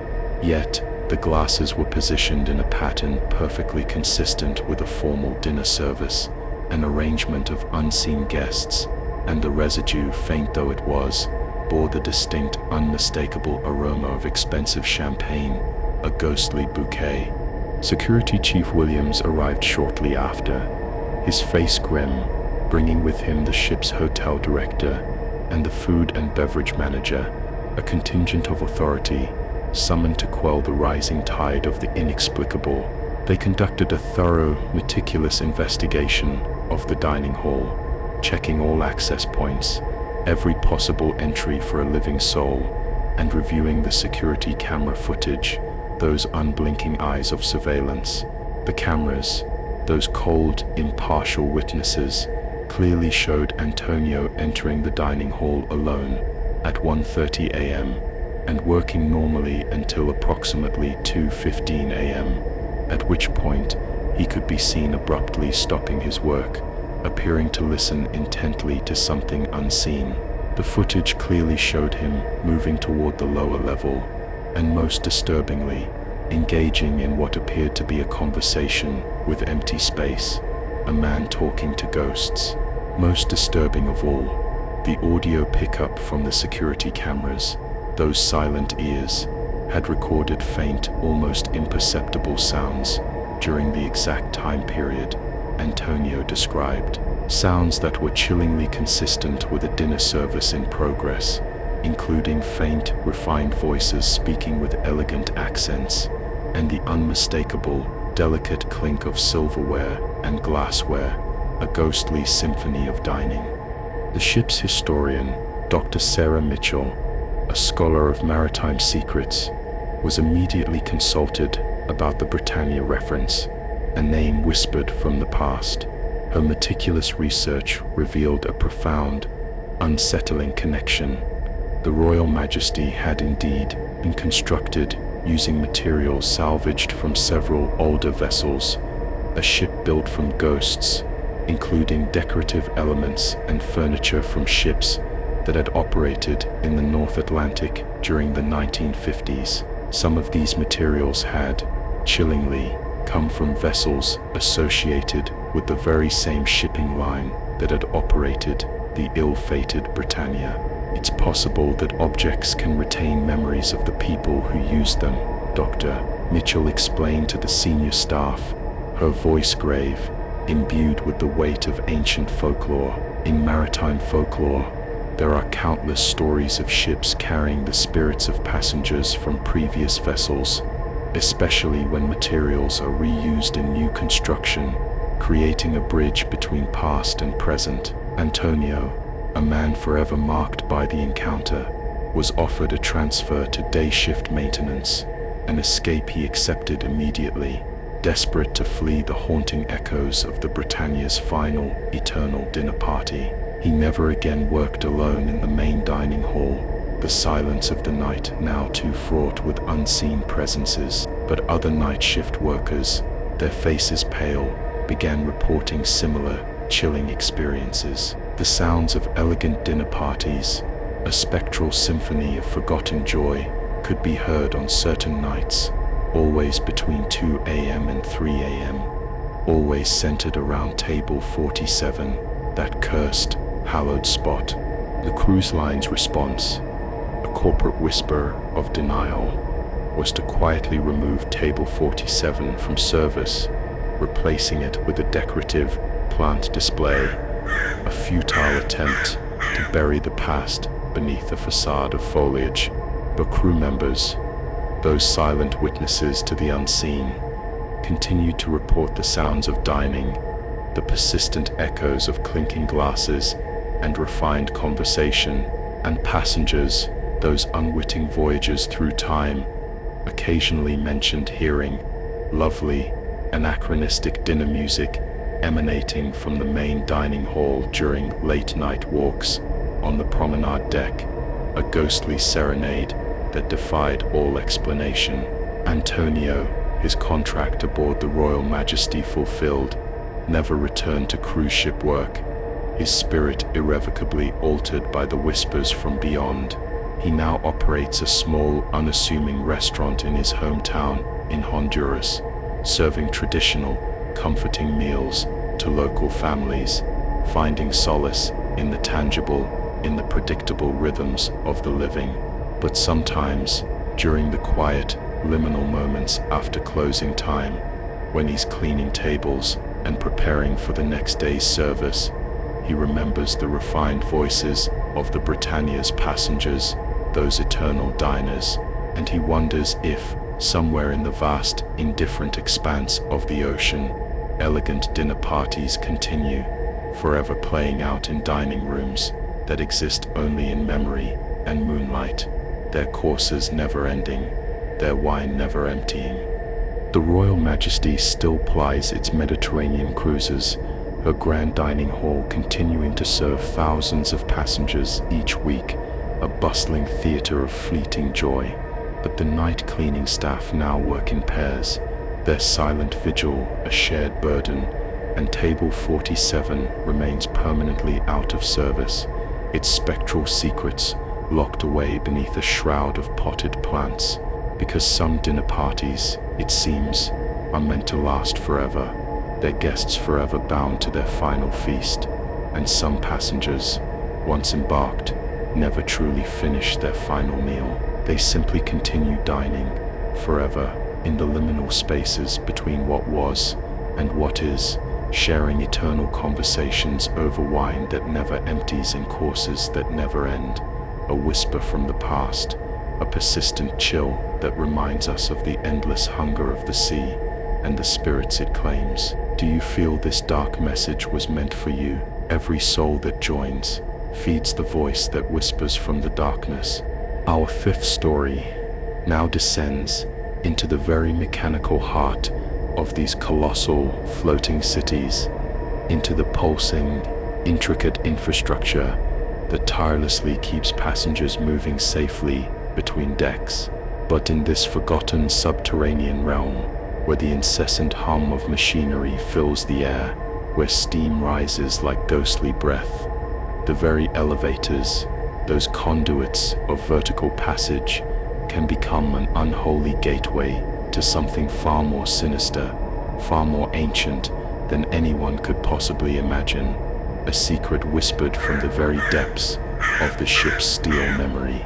Derek Sullivan, a man hardened by 31 years of life and 7 years spent wrestling with the intricate, often temperamental, mechanical beasts aboard cruise ships, was an engineer of unparalleled expertise, specializing in elevator systems, those vertical arteries of the ship. Derek bore the weighty responsibility of ensuring that the dozens of passenger and service elevators aboard the Ocean Paradise operated with a flawless, safe, and silent precision. His expertise, a meticulous blend of technical knowledge and hands-on experience, was utterly crucial. With over 4,000 passengers and crew members, a veritable floating populace relying on the ship's vertical transportation systems daily, any malfunction, any unforeseen hiccup in the complex ballet of gears and cables could instantly conjure serious safety hazards, not to mention a cacophony of irate passenger complaints, disrupting the carefully constructed illusion of luxury. The Ocean Paradise, a truly massive vessel, boasted 18 passenger decks, a colossal stack of human habitation, and multiple elevator banks, each a silent, tireless servant, serving different, distinct sections of the ship's sprawling anatomy. Derek's daily routine, a methodical, almost ritualistic pilgrimage through the ship's unseen guts, involved meticulously inspecting each elevator system, checking every intricate mechanical component, scrutinizing every line of computer diagnostics, and swiftly, efficiently responding to any service calls that emanated from the ship's human cargo or its tireless crew.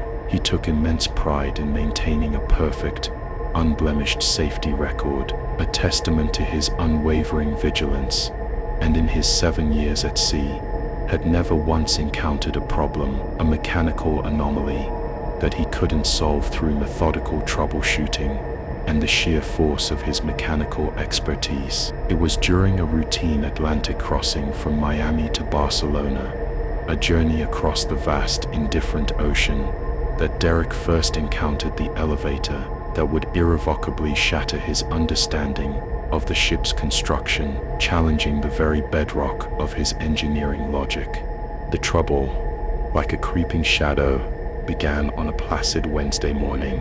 The guest services desk, that polite front line of mundane complaints, started receiving a trickle, then a torrent, of grievances about Elevator Bank C, located midship on the starboard side. Passengers, their voices laced with bewilderment and frustration, reported that the elevator was stopping at floors that simply did not exist, its digital display mocking reality by flashing deck numbers that were not, could not be, part of the ship's official, meticulously planned layout. Elevator C3 keeps stopping at deck 13, complained Mrs. Henderson, a seasoned, frequent cruiser, a woman who knew ship layouts with an almost encyclopedic precision. But this ship doesn't have a deck 13. It goes from deck 12 directly to deck 14, like most ships do, for superstitious reasons, to appease the unseen forces. Derek, clinging to the fragile comfort of logic, initially dismissed the complaints as mere passenger confusion, a common navigational error, or a simple, easily rectifiable display malfunction. He knew, with an engineer's certainty, that many cruise ships, bowing to ancient maritime superstitions, did indeed omit deck 13 from their numbering system, skipping directly from 12 to 14, a silent acknowledgement of the number's sinister associations. He assumed the elevator's floor indicator was merely malfunctioning, displaying incorrect, phantom numbers. But when Derek, a growing unease now settling in his gut, arrived at Elevator Bank C to investigate, to apply the cold, hard logic of engineering to the impossible, he discovered something that defied all reason, all known principles of ship construction. Elevator C3 was indeed stopping at what appeared, with an undeniable, terrifying certainty, to be deck 13. And when the doors, those familiar portals of passage, hissed open, they revealed a corridor that Derek, in his 7 years of intimate knowledge of the Ocean Paradise's every steel artery, had never, ever seen before. The corridor beyond the elevator doors, a nightmare made real, was dimly lit, shrouded in an eerie, sickly glow, and appeared to be inexplicably flooded with about 6 inches of dark, murky water, its surface reflecting the sparse lights like a broken mirror. The walls, once pristine, were now covered in grotesque rust stains and what looked like tendrils of seaweed clinging like forgotten memories. And the air that wafted into the elevator, carrying a profound, chilling scent, bore the unmistakable, cloying smell of salt water and decay, a whisper from the depths. Most disturbing of all, what truly shattered Derek's engineering mind, was the architectural style of the corridor itself. It was completely, profoundly different from the rest of the ship's sleek, modern design. It featured older, tarnished fixtures, different, archaic carpeting patterns, and wall panels that looked, with a chilling certainty, as if they belonged to a vessel from decades past, a ghost ship sailing within his own. Derek, a primal fear now gripping him, stepped cautiously into the flooded corridor, his waterproof work boots splashing rhythmically through the ankle-deep water, each step a tremor into the unknown. The hallway stretched into the oppressive, murky distance in both directions, lined with stateroom doors that bore room numbers in a font and style that clearly predated the Ocean Paradise's construction, a chilling anachronism. The doors were numbered in the 1300 series, 1301, 1302, 1303, continuing a numerical sequence that should have been utterly, impossibly absent on a ship that officially, by all blueprints and manifests, had no deck 13. As Derek, his heart a frantic drum, moved cautiously down the corridor, he noticed that the water seemed to be flowing, not stagnant, but with a subtle, insistent current running through the hallway. The movement was barely perceptible, a whisper of unseen forces, but consistent, and occasionally he could see small pieces of debris, fragments of a forgotten world, floating past, bits of seaweed, splinters of wood, and other materials that had absolutely no business being inside a cruise ship, unless it was, impossibly, something else entirely. Derek instinctively tried his radio, his lifeline to the engineering office, but received only a harsh, static-laden hiss, a chilling silence. The ship's internal communication system, that vital network of connection, seemed utterly unable to penetrate whatever impossible temporal space he had inexplicably entered. He made a desperate, terrifying decision to explore further, hoping to unravel the blasphemous mystery, to comprehend how this impossible submerged deck could exist within the known, meticulously documented structure of the ship. The stateroom doors along the corridor, those silent, gaping mouths, were all slightly ajar, and through the gaps, Derek could discern that the rooms beyond were also, impossibly, flooded. But these were not the sleek, modern staterooms of the Ocean Paradise. These were smaller, more cramped quarters, with circular porthole windows, instead of the expansive balcony doors that characterized the current ship's design, a stark, chilling contrast. The furniture was older, decaying, the color schemes were different, faded, and every single item, bore the waterlogged, ghostly appearance of a vessel that had been submerged for years, decades, swallowed by the hungry ocean. At the very end of the corridor, a chilling revelation, Derek discovered a stairwell, its rusted metal grating leading both up and down to other, unseen levels, a pathway into the abyss. The stairs, crafted of metal grating, were heavily corroded, their surfaces crumbling with rust, and the water flowing relentlessly down the steps created a constant, mournful dripping sound that echoed unnervingly through the space, a symphony of decay. Against his better, professional judgment, Derek, driven by a morbid, insatiable curiosity, decided to explore the lower level.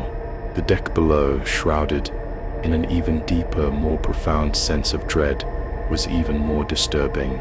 The flooding was deeper here, reaching nearly to Derek's knees, its icy grip an insistent reminder of his impossible predicament. And the water was murky, opaque, filled with grotesque floating debris, the detritus of a past tragedy. The corridor was lined with what appeared to be crew quarters, small, utilitarian rooms that were utterly, profoundly unlike the modern, comfortable crew accommodations aboard the ocean paradise. Through the open doors, Derek could discern crude bunk beds, rusting lockers, and personal belongings that looked as if they had been abandoned in haste, in a moment of sheer, unadulterated terror. But it was the personal items, those intimate fragments of forgotten lives, that truly made Derek's blood run cold, solidifying into icy dread. On a waterlogged desk in one of the crew quarters, he found a ship's manifest, its brittle pages, dated 1962, listing the crew members for a vessel called the Mediterranean Star. The manifest, penned in multiple languages, bore the official, anachronistic seal of a shipping company that Derek recognized from his studies of maritime history, a company that had tragically gone out of business in the 1960s after losing several ships to accidents and unforgiving storms. Derek, his hands trembling, photographed the manifest with his waterproof work phone, a desperate attempt to capture proof of the impossible. But when he tried to review the images, a cruel trick of the spectral realm, he found that they showed only static and distortion, a blurry, unholy snow.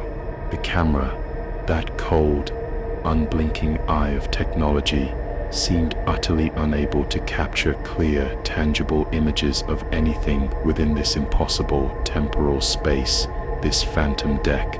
As Derek continued his terrifying exploration, driven deeper into the abyss, he began to hear sounds that made him question the very integrity of his own sanity, tearing at the delicate threads of his rational mind. From somewhere deeper in the flooded corridors, a chilling symphony of the damned, came the sounds of people moving through water, their splashing footsteps echoing unnervingly, voices calling out in muffled distress, and the terrifying grinding creaking of metal under immense stress, a ship groaning in its death throes.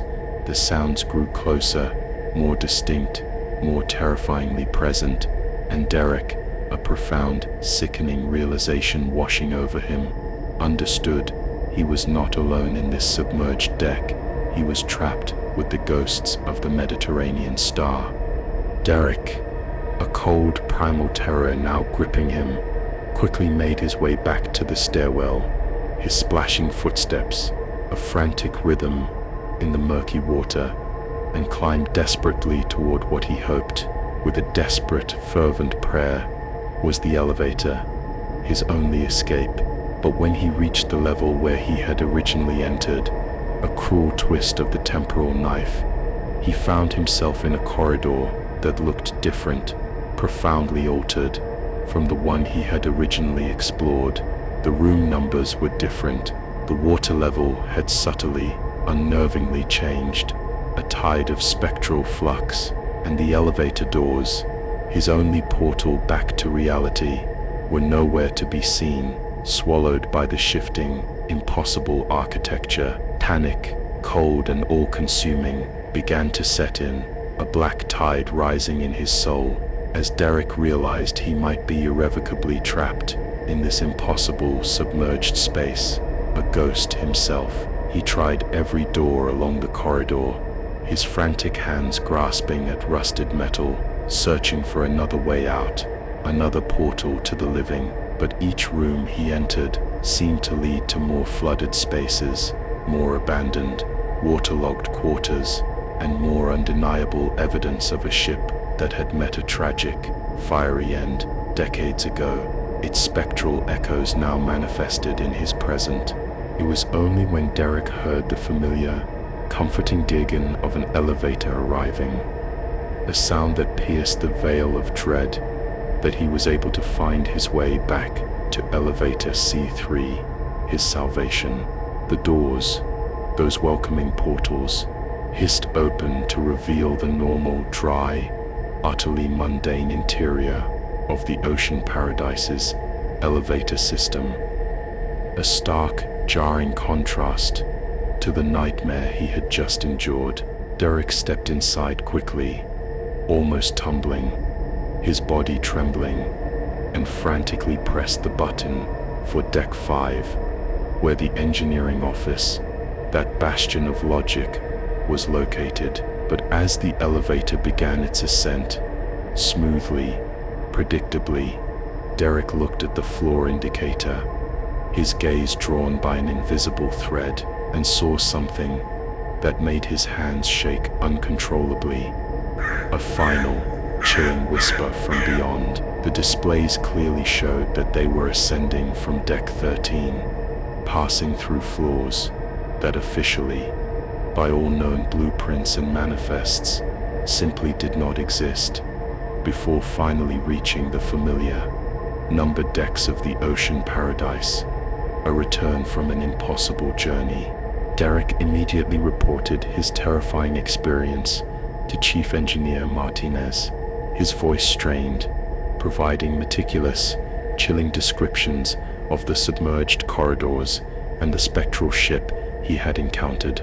Martinez, a man of logic and steel, was initially skeptical, his professional resolve unyielding, until Derek, a silent, undeniable testament to the impossible, showed him the profound water damage on his work boots, those anchors to reality, and the distinct, crystalline salt stains on his uniform, irrefutable evidence that he had, indeed, been walking through flooded spaces, through the phantom deck of a sunken ship. A full corporate investigation was launched, a desperate scramble for explanation, involving the ship's senior officers and grim-faced representatives from the cruise line's corporate engineering division. The investigation, a deep dive into the ship's forgotten past, revealed a chilling, profound truth. The Ocean Paradise had, indeed, been constructed using materials and components salvaged from several older vessels, a ship built from the bones of others, including significant structural elements from the Mediterranean Star, that ill-fated vessel which had tragically sunk in the North Atlantic in 1962, consumed by catastrophic flooding during a severe storm. The salvaged materials, those spectral relics, had been integrated into the Ocean Paradise's design to cruelly reduce construction costs, an unholy economy. But the engineering team had never fully documented which components came from which vessels, a careless oversight with terrifying consequences. It appeared, with a chilling certainty, that entire sections of the Mediterranean Star's interior structure had been incorporated into the new ship, creating liminal spaces that existed in a kind of temporal overlap, a gruesome tapestry woven between the two vessels, a ship built upon a ghost. Elevator C3, that cursed portal, was immediately taken out of service, and the entire elevator bank was sealed, pending further investigation, a futile attempt to contain the whispers. But other maintenance workers, their faces pale with unspoken fear, began reporting similar, chilling experiences with different elevator systems throughout the ship. Some elevators, with an unnerving capriciousness, would occasionally stop at floors that did not appear on any deck plans, revealing corridors that belonged to ships that had sailed and sunk decades earlier, their ghostly forms still seeking a return. Derek, a soul forever scarred by the forbidden, requested an immediate transfer to a different vessel, citing irreconcilable technical concerns with the Ocean Paradise's elevator systems, a polite professional lie to mask the ineffable terror. He now toils for a major hotel chain, meticulously maintaining elevator systems in buildings that are firmly, reassuringly anchored to solid, predictable ground, far from the hungry, remembering ocean. But he still suffers from recurring nightmares, vivid, chilling visions of the flooded corridors, of the relentless, echoing sounds of people moving through dark water, their desperate pleas for an escape that would never, ever come. The ocean paradise continues its transatlantic cruises, a vessel built upon ghosts, but Elevator Bank C remains permanently out of service, sealed away, its spectral secrets locked behind steel. Passengers occasionally report hearing the chilling, incessant sound of water dripping behind the sealed elevator doors, a whisper from the depths, and maintenance workers, those who have learned to heed the warnings, have learned to avoid working alone in the elevator shafts during night shifts. Because some ships, it seems, never truly sink.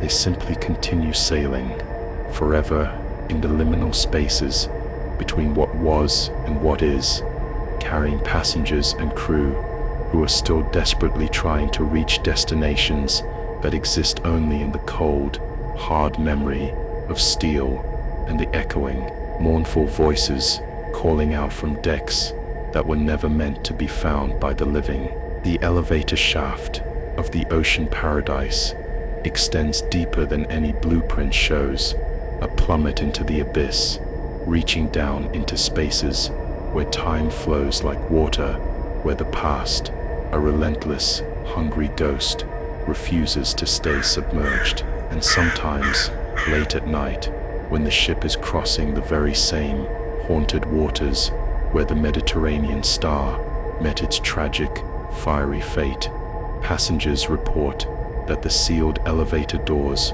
open briefly, a fleeting glimpse into the forbidden.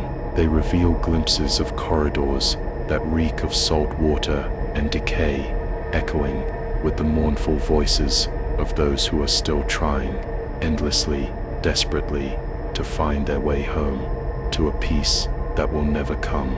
Do you feel this dark message was meant for you? Every soul that joins feeds the voice that whispers from the darkness.